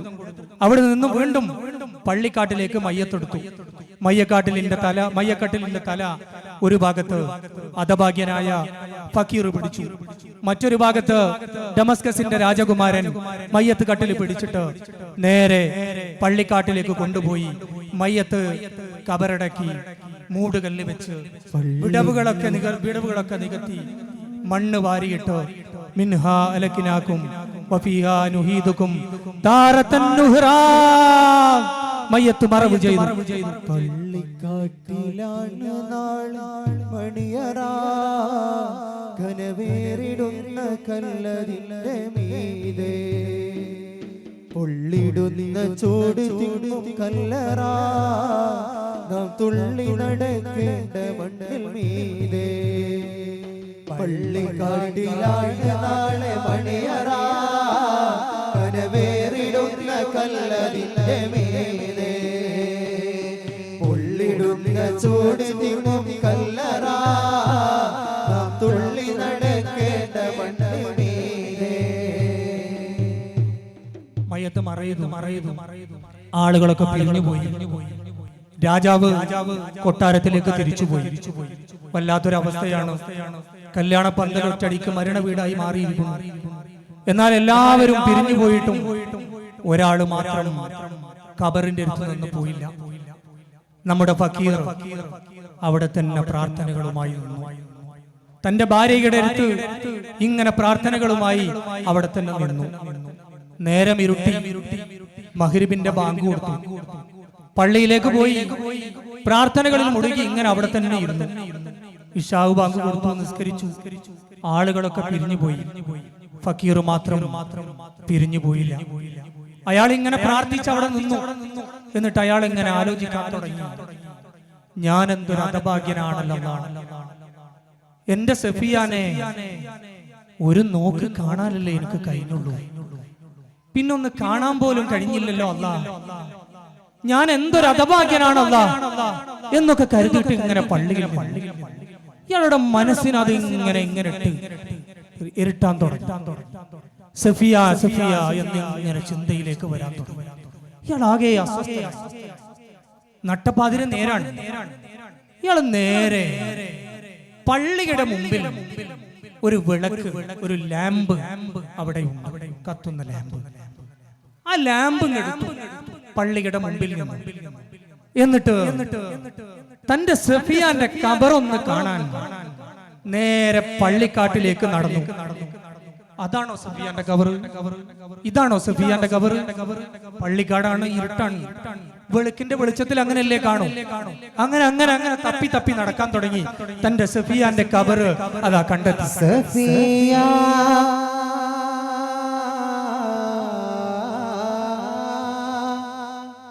സഫിയ സഫിയ സഫിയ കാണുന്നതെന്തിനെ ഞാൻ, നിന്നെ കാണുന്നതെന്തിനെ ഞാൻ, പുഞ്ചിരി മദനമായി പൊൻചേറും ചിരിയുമായി, പുഞ്ചിരി മദനമായി പൊൻചേറും ചിരിയുമായി, കൊഞ്ചി കളിച്ച് പൂളഞ്ഞ് നടന്നൊരു മുഞ്ചത്തി നീ എവിടെ, സബീരേ മുഞ്ചുള്ള മോളെ നീ എവിടെ, ഇന്നു നാം തിരിഞ്ഞു പോയി മഹ്ശറനാളതിൽ, ഇന്നു നാം തിരിഞ്ഞു പോയി മഹ്ശറനാളതിൽ, ഒന്നിച്ച് കാണുവാൻ ഒരുമിച്ച് ചേരുവാൻ റബ്ബിനോടോതി ഞാൻ, സബീരേ റബ്ബിനോടോതി ഞാൻ, സഫിയ സഫിയ കാണുന്നതെന്തിനെ ഞാൻ, നിന്നെ കാണുന്നതെന്തിനെ ഞാൻ. അങ്ങനെ വിളക്കുമായിട്ട് ഇങ്ങനെ സഫിയാന്റെ മീസാൻ കല്ല് കണ്ടെത്തി അവിടെ പോയിട്ട് ഇങ്ങനെ ഇരുന്നു. സഫിയാനെ കാണണം കാണണം കാണണം എന്ന ആഗ്രഹം ഇങ്ങനെ വന്നു. രണ്ടു കാലുകളും കബറിന്റെ അപ്പുറത്തും ഇപ്പുറത്തും ഇങ്ങോട്ട് ഇട്ടിട്ട് മീസാൻ കല്ലും എല്ലാം ഇങ്ങോട്ട് പൊരിച്ചിട്ട് അങ്ങോട്ട് മാറ്റി വെച്ചു. ഒരു ഭ്രാന്തമായ ആവേശത്തിൽ കബറ് മാന്താൻ തുടങ്ങി. ഫക്കീർ മെല്ലെ മെല്ലെ കബറ് മാന്തി മാന്തി മാന്തി മൂടുകല്ല് കണ്ടു. മല്ലൊരു മൂടുകല്ല് ഇങ്ങനെ നോക്കിയപ്പോ കഫംപുടയിൽ പൊതിഞ്ഞു കിടക്കുന്ന തന്റെ സഫിയാനങ്ങനെ കണ്ടപ്പോ ആവേശം വീണ്ടും വീണ്ടും കേറി. മൂടുകല്ലുകളും മുഴുവനും ഇങ്ങോട്ട് മാറ്റിയിട്ട് തന്റെ സഫിയാനെ മല്ല ഇങ്ങോട്ട് പൊക്കി. സഫിയാനെ കൊണ്ട് പൊക്കിയിട്ട് ഇങ്ങോട്ട് എടുത്തു വെച്ചു. മെല്ലെ അങ്ങോട്ട് വലിച്ചിട്ട് കബറിന്ന് പുറത്തേക്ക് ഇങ്ങോട്ട് വെച്ചു. പുറത്തിങ്ങോട്ട് വെച്ചിട്ട് കഫംപുടയുടെ തലയുടെ ഭാഗത്തെ കെട്ടങ്ങ് പൊട്ടിച്ചു. കെട്ട് പൊട്ടിച്ചിട്ട് മെല്ലെ ഇങ്ങനെ തുണികൾ നീക്കിയിട്ട് തന്റെ സുന്ദരമായി കിടക്കുന്ന ആ വെള്ള മുഖമക്കനെ ധരിച്ചു കിടക്കുന്ന സഫിയാന്റെ മുഖത്തേക്ക് ഇങ്ങനെ നോക്കിയിട്ട് വിളിച്ചു, സഫിയ മോളെ, സഫിയ നിങ്ങനെ വിളിച്ചു. അല്ലാഹ് തന്ന നിഅമത്തിനെ എതിര് ചെയ്യുകയില്ല, ആകലോക പാലകന്റെ വിധിക്ക് ഞാൻ എതിരല്ല. അല്ലാഹ് തന്ന നിഅമത്തിനെ എതിര് ചെയ്യുകയില്ല, ആകലോക പാലകന്റെ വിധിക്ക് ഞാൻ എതിരല്ല. അങ്ങനെ മയ്യത്ത് കയ്യിൽ വെച്ചിട്ട് ഇങ്ങനെ നിൽക്കുമ്പോഴാണ് പുറകിൽ നിന്ന് ഒരു ചുമയുടെ ശബ്ദം കേൾക്കുന്നു. മയ്യത്ത് പുറത്താണ്. ഇങ്ങനെ തിരിഞ്ഞു നോക്കിയപ്പോ ആളുകൾ നടന്നു വരുന്ന പോലെ തോന്നുന്നു. നട്ടപ്പാതിരെ നേരാണ്. സുബ്ഹാനല്ലാഹ്. മയ്യത്തെടുത്ത് പുറത്തു വെച്ചിട്ടുണ്ട്. ആരെ മയ്യത്താ മാന്തിയത്? രാജകുമാരിയുടെ മയ്യത്താണ് മാന്തിയത്.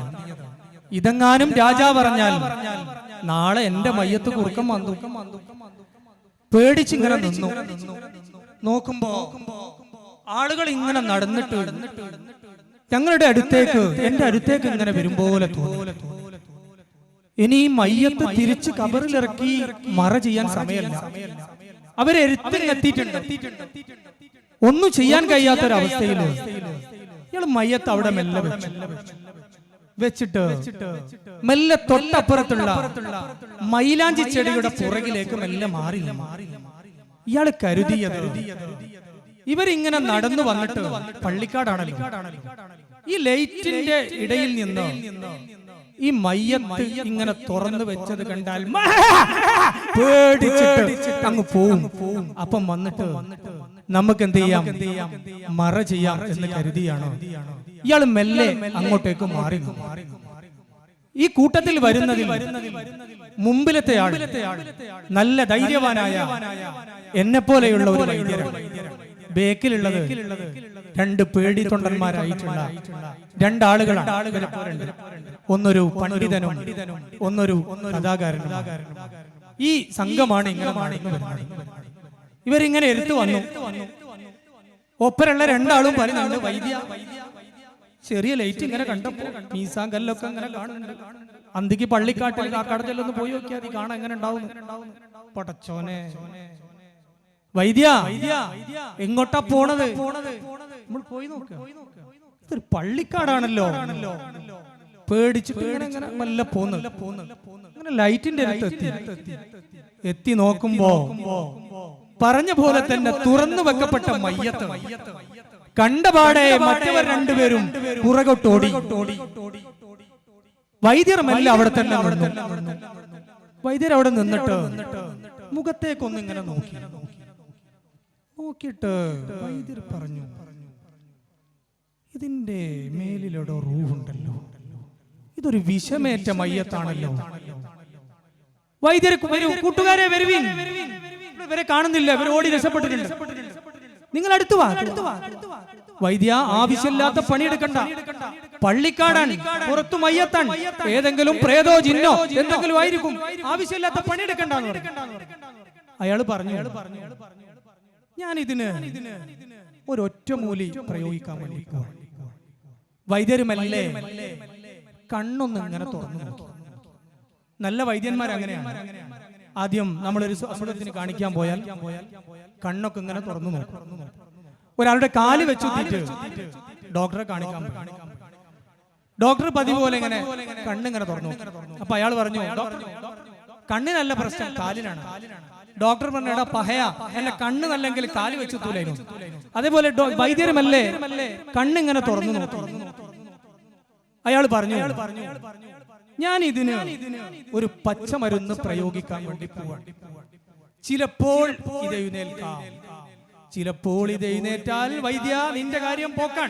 മറ്റോല് പറഞ്ഞു, ആവശ്യമുള്ള പണിയെടുത്താൽ മതി, ആവശ്യമില്ലാത്ത പണിയെടുക്കണ്ട. പറഞ്ഞു, വേണ്ട, ഞാൻ ഇതൊന്ന് പരിശോധിക്കും. അങ്ങനെ നല്ല പ്രഗത്ഭനായ വൈദ്യരാണ് ഇയാൾ. തന്റെ സഞ്ചിയിൽ നിന്ന് ആ പച്ചമരുന്ന് ഇങ്ങെടുത്തിട്ട് നല്ല പാടെങ്ങനെ നിരുമ്പിട്ട് അയാൾ കൈയൊക്കെ ഇങ്ങനെ പിടിച്ചു നോക്കിയിട്ട് പ്രഷറൊക്കെ ഇങ്ങനെ നോക്കി. എന്നിട്ട് ഏപ്പുകളിലൊക്കെ ഇങ്ങനെ പരട്ടി കഫം കൂടെ മാറ്റിയിട്ട് അയാൾ ഏപ്പിലൊക്കെ ഈ പച്ചമരുന്ന് ഇങ്ങനെ പരട്ടിയിട്ട് അവസാനം അതിന്റെ നീര് മയ്യത്തിന്റെ തൊള്ളയിൽ വാഴയിൽ ഇങ്ങനെ ഉറ്റിച്ചു കൊടുത്തിട്ട് മയ്യത്തൊരൽപ്പം പിടിച്ചിട്ട് പറഞ്ഞു ഒപ്പരുള്ളവരോട്, നമ്മുടെ തോൽസഞ്ചിയിൽ വെള്ളമുണ്ട്, അതൊന്ന് കൊണ്ടുവരുന്നു. അവർ പറഞ്ഞു, വൈദ്യ ഞങ്ങൾ വരില്ല, നീ എടുത്തിട്ട് പോയിക്കോന്ന്. വൈദ്യർ പറഞ്ഞു, എടോ എന്റെ കയ്യിൽ തലയുണ്ട്, തല ആകാശത്തുനിന്ന് വന്ന് വീണോന്നല്ലോ, എടുത്ത് കയ്യിൽ വെച്ചാണല്ലോ, അവിടെ നിലത്തിട്ടെ, എന്നിട്ട് വന്നിട്ട് എടുത്തോന്ന്. വൈദ്യർ വീണ്ടും പറഞ്ഞു, നിങ്ങൾ വെള്ളം കൊണ്ടുവാ. അവസാനം മനസ്സില്ല മനസ്സോടുകൂടി ഇവര് വെള്ളം കൊണ്ടുകൊടുത്തു. വൈദ്യർ മെല്ലെ തൊള്ള തുറന്നിട്ട് വെള്ളം ഇങ്ങനെ ഒഴിച്ചു കൊടുത്തിട്ട് ചങ്കിലി ഇങ്ങനെ ഒഴിഞ്ഞു കൊടുക്കാൻ തുടങ്ങി. വെള്ളം അങ്ങനെ ഇറങ്ങാൻ തുടങ്ങി. വെള്ളം ഇങ്ങനെ ഇറങ്ങാൻ തുടങ്ങിയപ്പോ വൈദ്യര് ചിരിക്കാൻ തുടങ്ങി. വൈദ്യര് ചിരിച്ചപ്പം മറ്റൊരു പറഞ്ഞേ, വൈദ്യര് ചിരിക്കുന്നുണ്ട്, വൈദ്യക്ക് പ്രേതം കയറി. പ്രേതം കയറിയാൽ ചിരിക്കയ്യ, പണ്ടങ്ങനല്ലേ? പ്രേതം കയറിയാൽ ചെറുങ്ങനെ ചിരി വരും. അപ്പൊ നിങ്ങൾക്കൊക്കെ പ്രേതം കൂടിയല്ലോ. അങ്ങനെ വൈദ്യ ചിരിക്കാൻ തുടങ്ങി. മെല്ലെ മെല്ലെ കഴിഞ്ഞപ്പോ കൈകാലുകളൊക്കെ അനങ്ങാൻ തുടങ്ങി. കുറച്ചു കഴിഞ്ഞപ്പോ സഫിയത എഴുന്നേറ്റ് നിൽക്കുന്നു. പള്ളിക്കാട്ടിൽ മരിച്ച മയ്യത്ത് എഴുന്നേറ്റ് നിന്നാ എങ്ങനെ ഉണ്ടാവും? മറ്റവർ രണ്ടാളും മാറി നിന്നിട്ട് പറഞ്ഞു, വൈദ്യ വൈദ്യ വിട്ടോ വിട്ടോ, ഇത് ജിന്നോ പ്രേതോ എന്തെങ്കിലും ആണെന്ന് പറഞ്ഞു. വൈദ്യരും ഇങ്ങനെ പേടിച്ചിട്ട് ഇങ്ങനെ നിന്നു. എന്നിട്ട് സഫിയ ചോദിച്ചു, നിങ്ങൾ ആരാണ്? ഞങ്ങൾ ആരാണെന്നോ? നീ ആരാണ്? നിങ്ങൾ ആരാണ്? നിങ്ങൾ കള്ളന്മാരാണ്, നിങ്ങൾ കൊള്ളക്കാരാണ്. എന്റെ ആഭരണങ്ങൾ എവിടെ? എന്റെ വിവാഹ വസ്ത്രം എവിടെ? എന്റെ ആഭരണങ്ങൾ മുഴുവൻ കൊള്ള ചെയ്യപ്പെട്ടിട്ടുണ്ട്. നിങ്ങൾ കൊള്ള സംഘമാണ്. ഇത് കേട്ടപ്പോ മറ്റേ രണ്ടാളും അപ്പുറത്ത് നിന്നിട്ട് പറഞ്ഞു, വൈദ്യർക്ക് അങ്ങനെ തന്നെ കിട്ടണം. ആവശ്യമില്ലാത്ത പണിയെടുത്താണ്, വെറുതെ ഒരു മരുന്ന് കൊടുത്ത് ജീവിപ്പിച്ചാണ്, അങ്ങനെ തന്നെ കിട്ടണം. ഈ സൗണ്ട് കേട്ടോ സഫിയ പറഞ്ഞു, നിങ്ങൾ ആരാണ്? ഇവിടെ വരി. പേടിച്ചുകൊണ്ട് അവരും ഇവിടെ വന്നിട്ട് ചോദിച്ചു, നിങ്ങൾ ആരാണ്? നിങ്ങൾ ചതിയന്മാരാണ്, കൊള്ളക്കാരാണ്. എന്റെ ആഭരണങ്ങൾ എവിടെ? എന്റെ വസ്ത്രങ്ങൾ എവിടെ? അവര് പറഞ്ഞു, ഞങ്ങൾ സത്യം പറയാം, ഞങ്ങൾ ഈ നാട്ടുകാരാണ്, ഞങ്ങൾ ഈ ബൽക്ക രാജ്യക്കാരല്ല, ഞങ്ങളൊരു മുസാഫിറുകളാണ്, യാത്രക്കാരാണ്. ഞങ്ങളൊരു യാത്ര ഇങ്ങനെ പോകുമ്പോ ഞങ്ങളെ കയ്യിലുള്ള വിളക്ക് അണഞ്ഞുപോയി. കാറ്റുകൊണ്ട് വിളക്ക് അണഞ്ഞപ്പോ ഞങ്ങൾക്ക് ദിശയറിയാതെ വന്നു. എങ്ങോട്ട് പോകണം, എങ്ങോട്ട് സഞ്ചരിക്കണമെന്ന് അറിയാതെ വന്നു. ഞങ്ങൾ ദൂരെ നിന്ന് നോക്കുമ്പോ ഈ വിളക്ക് ഞങ്ങൾ അവിടെ നിന്ന് കണ്ടു. ഈ വിളക്ക് കണ്ടപ്പോ ഞങ്ങൾക്ക് വെളിച്ചം പകരാൻ വേണ്ടി ഇതിൽ നിന്ന് വെളിച്ചമെടുക്കാമെന്ന് കരുതി ഞങ്ങൾ ഇങ്ങോട്ട് വന്നതാണ്.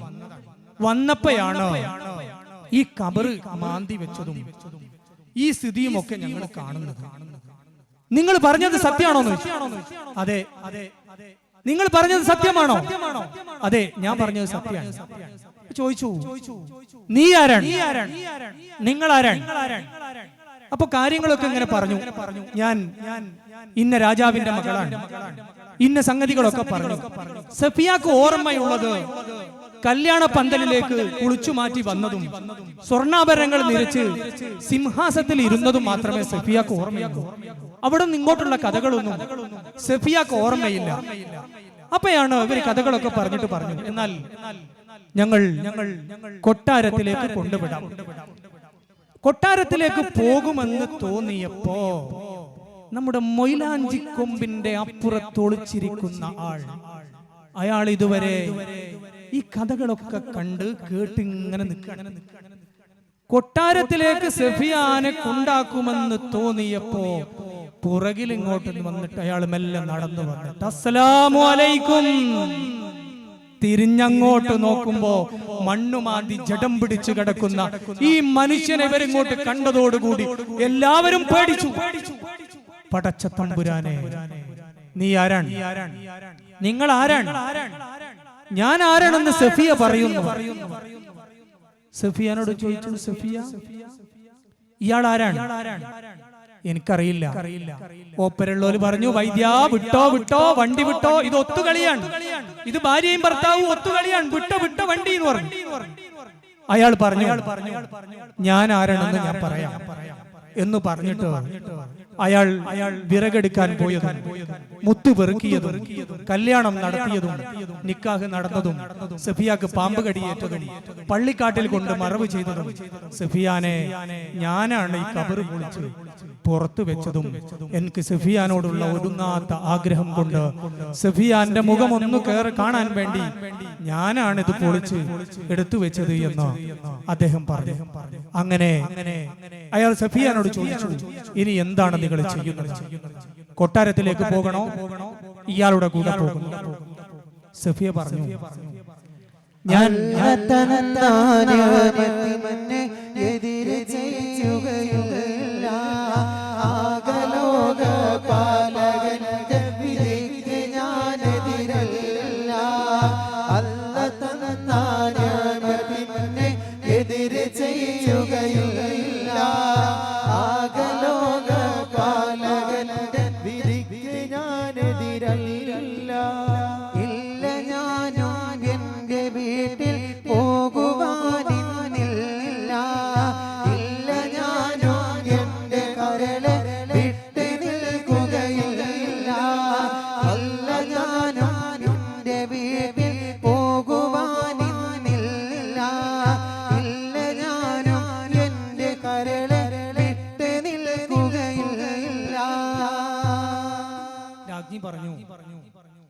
എന്റെ വീട്ടുകാർ എന്നെ മറവ് ചെയ്ത് ഞാൻ മരിച്ചപ്പോ അവരൊക്കെ പിരിഞ്ഞു പോയി. ഞാൻ ഈ കോലത്തിൽ ഇപ്പൊ വീട്ടിലേക്ക് പോയാൽ എന്തൊക്കെ അവസ്ഥ? നമ്മുടെ വീട്ടിൽ നിന്ന് മരിച്ചുപോയ ഒരാള് രാത്രി വീട്ടിലേക്ക് ഒരു ഓട്ടോറിക്ഷയും വിളിച്ചു വന്നാൽ എങ്ങനെ ഉണ്ടാവും? തന്നെയുമല്ല, എന്നെ ഇത്രയേറെ സ്നേഹിച്ച എല്ലാവരും പിരിഞ്ഞു പോയിട്ടും ഇവിടെ നിന്നിട്ട് ഞാൻ മരിച്ചു എന്ന് കരുതിയിട്ട് എല്ലാവരും പിരിച്ചു പോയിട്ടും ഞാൻ മരിച്ചിട്ടില്ല, എന്നെ ഒന്ന് കാണണമെന്ന ആഗ്രഹത്തോടു കൂടി ഇവിടെ നിന്ന് എന്റെ കബറ് വാങ്ങി പുറത്തെടുത്ത് വെച്ചിട്ടുള്ള എന്റെ ഈ പുതിയാപ്പിളയുടെ ലോകത്തേക്ക് ഞാൻ ഇനി പോവുകയാണ്. അവര് ചോദിച്ചു, നിങ്ങളെ വീട് എവിടെയാണ്? എനിക്ക് വീട് കാട്ടിലാണ്, ഞങ്ങൾ വള്ളിക്കുടിലാണ്, കാട്ടിലാണ് ഞങ്ങളുടെ താമസം എന്ന് പറഞ്ഞു. രാജ്ഞിയോട് ചോദിച്ചു, നിങ്ങൾ ഇവരുടെ പോകുന്നോ? പറഞ്ഞു, അതെ, ഞാൻ ഇവരെ കൂടെ പോവാണ്. അവിടെ കൊട്ടാരത്തിലെ സൗകര്യങ്ങളൊന്നും ഉണ്ടാവില്ല, വള്ളിക്കുടിലാണ്. സഫിയ പറഞ്ഞു, ഖബറിനേക്കും വലിയ സൗകര്യം ഉണ്ടാവുമല്ലോ. ഏതായാലും രണ്ടാളും അങ്ങോട്ട് പോകാൻ തീരുമാനിച്ചു. എന്നിട്ട് ഖബറുകൾ ഇവർ രണ്ടുപേരും കൂടി മണ്ണിട്ടുമെല്ലാം നീക്കി മൂടി. യാത്രക്കാർ അങ്ങ് നടന്നുപോയി. ഇവർ രണ്ടുപേരും തന്റെ വള്ളിക്കുടിലേക്ക് കാട്ടിനകത്തേക്ക് നടന്നുപോയി. അന്ന് മുതൽ സഫിയ വള്ളിക്കാട്ടിലെ രാജകുമാരി. അങ്ങനെ അവിടെ താമസം ഇങ്ങനെ അടിച്ചുകൂട്ടി. വർഷങ്ങൾ പിന്നിട്ടു. ആരും ഈ കഥ അറിഞ്ഞില്ല. ഫക്കീർ രാവിലെ വിറക് വെട്ടാൻ പോകും, വൈകുന്നേരം വിറക് വെട്ടി ഭക്ഷണം വാങ്ങി തിരിച്ചു വരും. അങ്ങനെ 5 വർഷക്കാലമായി. 5 വർഷക്കാലമായപ്പോ ഫക്കീറിന് കുടിലിൽ ഒരു കുട്ടി ജനിച്ചു, ഒരു ആൺകുട്ടി ജനിച്ചു. കുട്ടിക്ക് ഇബ്രാഹിം എന്ന് പേരിട്ടു. കുട്ടി അങ്ങനെ വളർന്നു. 5 വയസ്സായി. 5 വയസ്സായപ്പോ നാട്ടാചാര പ്രകാരം നമ്മൾ ഒത്തുപള്ളിയിൽ കൊണ്ടുപോയ. അങ്ങനെ ഫക്കീർ കുട്ടിയെ തൊട്ടടുത്തുള്ള ഓത്തുപള്ളിയിൽ കൊണ്ടുപോയി ഓത്തിന് ചേർത്തു. കുട്ടി ഖുർആൻ പഠിക്കാൻ തുടങ്ങി. നല്ല ഈണത്തിൽ ഖുർആൻ ഓതാൻ തുടങ്ങി. 10 വർഷമായിട്ടും രാജാവിന്റെ വീട്ടിൽ രാജാവിന്റെ ഭാര്യ ഇപ്പയും ആ മരണത്തിന്റെ ഷോക്ക് മാറിയിട്ടില്ല. രാജാവും വളരെ അസ്വസ്ഥതയിലാണ്. രാജാവിന്റെ ഭാര്യ വല്ലാത്തൊരു സങ്കടപ്പെട്ട അവസ്ഥയിലുമാണ്.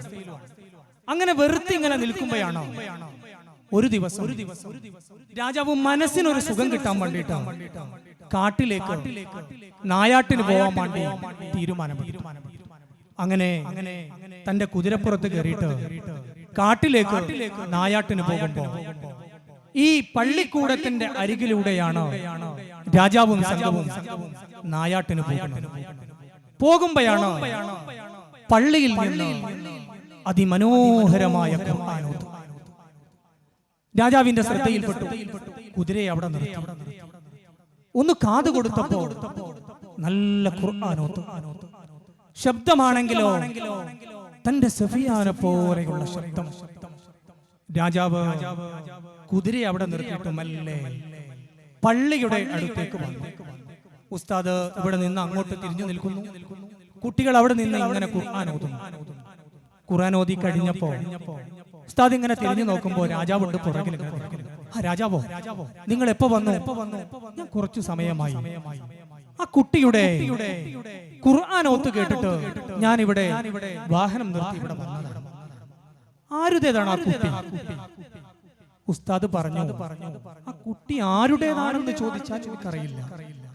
ഒരു ഫക്കീർ രാവിലെ ഇവിടെ വരും, അയാൾ കുട്ടിയെ എവിടെ ഏൽപ്പിക്കും, അയാൾ വിറക് വെട്ടാൻ പോകും, തിരിച്ചു വരുമ്പോൾ കുട്ടിയെ അയാൾ കൂട്ടും, തിരിച്ചു പോകും. ഇതാണ് പതിവ് എന്ന് പറഞ്ഞു. ഉടനെ തന്നെ രാജാവ് ഉസ്താദിനോട് പറഞ്ഞു, എനിക്കൊരു മകളുണ്ടായിരുന്നു. 10 വർഷങ്ങൾക്ക് മുമ്പേ അവള് പാമ്പ് കടിയേറ്റു മരിച്ചു. നിങ്ങൾ അറിഞ്ഞിട്ടുണ്ടാവും. അവളുടെ മുഖം പോലെയുണ്ടോ ആ കുട്ടിക്ക്? നിങ്ങൾക്ക് ആരെ തോന്നുന്നു എന്ന് ഉസ്താദിനോട് ചോദിച്ചു. ഈ രാജാവിന്റെ മകളെയും ഓത്തു പഠിപ്പിച്ചത് ഇതേ ഉസ്താദ്. ഉസ്താദ് ഇങ്ങനെ മുഖത്തേക്ക് ഇങ്ങനെ നോക്കുമ്പോ മാഷാ അല്ലാഹ് അത്ഭുതപ്പെട്ടു. ഇത് സഫിയാന്റെ മോഡലാണല്ലോ. ഇതിന്റെ മുഖം, ഇതിന്റെ കണ്ണ്, ഇതിന്റെ സൗന്ദര്യം, ഇതിന്റെ ശബ്ദം എല്ലാം സഫിയാന്റെ മോഡലാണല്ലോ. ഉടനെ തന്നെ രാജാവ് പറഞ്ഞു, ഉസ്താദേ, ഞാൻ ഇതിനെ കൊട്ടാരത്തിലേക്ക് കൊണ്ടുപോകും. രാജാവെ, കൊട്ടാരത്തിലേക്ക് കൊണ്ടുപോയാൽ ഈ കുട്ടിയുടെ ഉപ്പ വരുമ്പോ എനിക്ക് കുട്ടിയെ കൊടുക്കാൻ കഴിയോ? അത് പ്രയാസാവില്ലേ? അത് കുഴപ്പമില്ല, നിങ്ങൾ പറഞ്ഞാൽ മതി കൊട്ടാരത്തിലേക്ക് വരാൻ. ഞാൻ ഈ കുട്ടിയെ കൂട്ടിക്കൊണ്ടുപോവാണെന്ന് പറഞ്ഞിട്ട് രാജാവ് കുട്ടിയെയും കൂട്ടിയിട്ട് നായാട്ട് നിർത്തി വെച്ച് നേരെ കൊട്ടാരത്തിലേക്ക് പോയി. അപ്പയാണോ നമ്മുടെ ഫക്കീർ പതിവ് പോലെ വിറക് വെട്ടി വിൽപ്പന നടത്തി ഭക്ഷണം കഴിച്ച് ഭക്ഷണത്തിന്റെ സാധനങ്ങളൊക്കെ വാങ്ങിയിട്ട് കുട്ടിയെ കൂട്ടാൻ വേണ്ടി പള്ളിയിലേക്ക് വരുന്നു. സാധാരണഗതിയിൽ കുട്ടി പള്ളിയുടെ തിണ്ടയിൽ ഇങ്ങനെ ഇരിക്കും, ഉപ്പയും കാത്തും. ഉപ്പ വരുമ്പോ ഉപ്പയുടെ ഒപ്പം ഇങ്ങനെ പോകും. അതാണ് പതിവ്. ഫക്കീർ വരുന്ന സമയത്ത് ഇങ്ങനെ നോക്കിയിട്ട് കുട്ടിയെ കാണുന്നില്ല. പള്ളിയുടെ ചുറ്റുപാടും നടന്നു. മോനെ ഇബ്രാഹിമേ, മോനെ ഇബ്രാഹിം, വിളിയൊന്നും കേൾക്കുന്നില്ല. പള്ളിയുടെ അകത്തേക്ക് അറിയും, എന്റെ മകൻ എവിടെ? നിങ്ങൾ എന്നോട് ക്ഷമിക്കണം, ഇതുവഴി രാജാവ് വന്നിരുന്നു. രാജാവ് നിങ്ങളുടെ കുട്ടിയെ കണ്ടു. അയാൾക്ക് ഒരു മകളുണ്ടായിരുന്നു, അവരെ പോലെയുണ്ട്. അതുകൊണ്ട് ഈ കുട്ടിയെ വീട്ടിലൊന്ന് കൊണ്ടുപോയി അയാളുടെ ഭാര്യക്കൊന്ന് കാണിച്ചു കൊടുത്താൽ അയാളുടെ ഭാര്യയുടെ മാനസിക നില റെഡിയാവുമെന്ന് കരുതിയിട്ട് രാജാവ് കൊട്ടാരത്തിലേക്ക് കൂട്ടിക്കൊണ്ടുപോയതാണെന്ന് പറഞ്ഞു. ഉടനെ തന്നെ ഉസ്താദിനോട് പറഞ്ഞല്ലോ, ഉസ്താദേ, നിങ്ങൾ എന്ത് പണിയാണ് ഈ കാണിച്ചത്? എന്റെ കുട്ടിയെ എനിക്ക് നഷ്ടമാകല്ലോ. ഉസ്താദ് പറഞ്ഞു, നിങ്ങൾ ബേജാറാവണ്ട, ഞാൻ പോയിട്ട് കൂട്ടിക്കൊണ്ടുവരാം. ഫക്കീർ പറഞ്ഞു, നിങ്ങൾ പോകണ്ട, ഞാൻ പോയിട്ട് കൂട്ടിക്കൊണ്ടുവരാം. നേരെ ഫക്കീർ കൊട്ടാരത്തിലേക്ക് ചെന്നു. അപ്പോ രാജാവ് ഈ കുട്ടിയെ കൂട്ടിക്കൊണ്ടുപോയിട്ട് തന്റെ ഭാര്യയോട് ഇങ്ങനെ പറഞ്ഞു, ഭാര്യ, ഈ കുട്ടിയെ ഒന്ന് നോക്കൂ, ഇത് നമ്മുടെ സഫിയാന്റെ അതേ രൂപമുണ്ടല്ലോ. സഫിയാന്ന് കേട്ടപ്പോഴേക്കും ഭാര്യ വീണ്ടും ഓഫായി. ഭാര്യ അവിടെ കടന്നു. രാജാവ് പറഞ്ഞു കുട്ടിനോട്, നീ കൊട്ടാരൊക്കെ ഒന്ന് ഇങ്ങനെ നടന്നു കണ്ടോ? കൊട്ടാരൊക്കെ ഇങ്ങനെ ഈ കുട്ടി നടന്നു കാണുകയാണ്. അപ്പയാണ് തന്റെ പിതാവ് അങ്ങോട്ടേക്ക് ഗേറ്റ് കടന്നുകൊണ്ട് കൊട്ടാരത്തിലേക്ക് എത്തുന്നു. പുറത്തു നിന്ന് വിളിച്ചു, മോനെ ഇബ്രാഹിമേ, മോനെ ഇബ്രാഹിമേ. കൊട്ടാരത്തിന്റെ ഉള്ളിലേക്ക് വിളി കേട്ട കുട്ടി തന്റെ ഉപ്പയുടെ വിളി കേട്ട സന്തോഷത്തിൽ കൊട്ടാരത്തിൽ നിന്ന് ഇറങ്ങിയിട്ട് ഓടി ഉപ്പയുടെ അടുത്തേക്ക് വന്നു. കുട്ടി ഇങ്ങനെ ഉപ്പയെ പിടിക്കാൻ കൈ കെട്ടി വെക്കുന്നു. ഉപ്പ കുട്ടിയെ സ്വീകരിക്കാനും ഇങ്ങനെ കൈ നീട്ടി നിൽക്കുന്നു. അപ്പയാണ് പുറകിൽ നിന്ന്, നിൽക്ക്, അവിടെ നിൽക്ക്, നിങ്ങൾ ആരാണ്? പറഞ്ഞു, ഞാനൊരു ഫക്കീറാണ്. കഥ പറയാം ഞാനെല്ലാം കഥനമതായി തീർന്നല്ലോ. കരഞ്ഞു കണ്ണീർ തൂകിയ ദിനമത് തന്നിൽ ഞാനും ഖബറരികിൽ ചെന്നോടെ നിന്നത് മുന്നിൽ. കഥ പറയാം ഞാനെല്ലാം കഥനമതായി തീർന്നല്ലോ. കരഞ്ഞു കണ്ണീർ തൂകിയ ദിനമത് മുന്നിൽ ഞാനും ഖബറരികിൽ ചെന്നോടെ നിന്നത് മുന്നിൽ. സഖിയവളെ തേടി ഞാൻ സുഖസൗഖ്യമോരോന്നും. സഖിയവളെ തേടി ഞാൻ സുഖസൗഖ്യമോരോന്നും. സർവസുഖം വീട്ട് ഞാൻ തേടിയലഞ്ഞു. എന്റെ സർവസവും എൻ മുമ്പിൽ കൂടിയണിഞ്ഞു. രാജാവ് ഫക്കീറിനോട് പറഞ്ഞു, നിങ്ങൾ എന്നോട് ക്ഷമിക്കണം, എനിക്കൊരു മകളുണ്ടായിരുന്നു സഫിയ.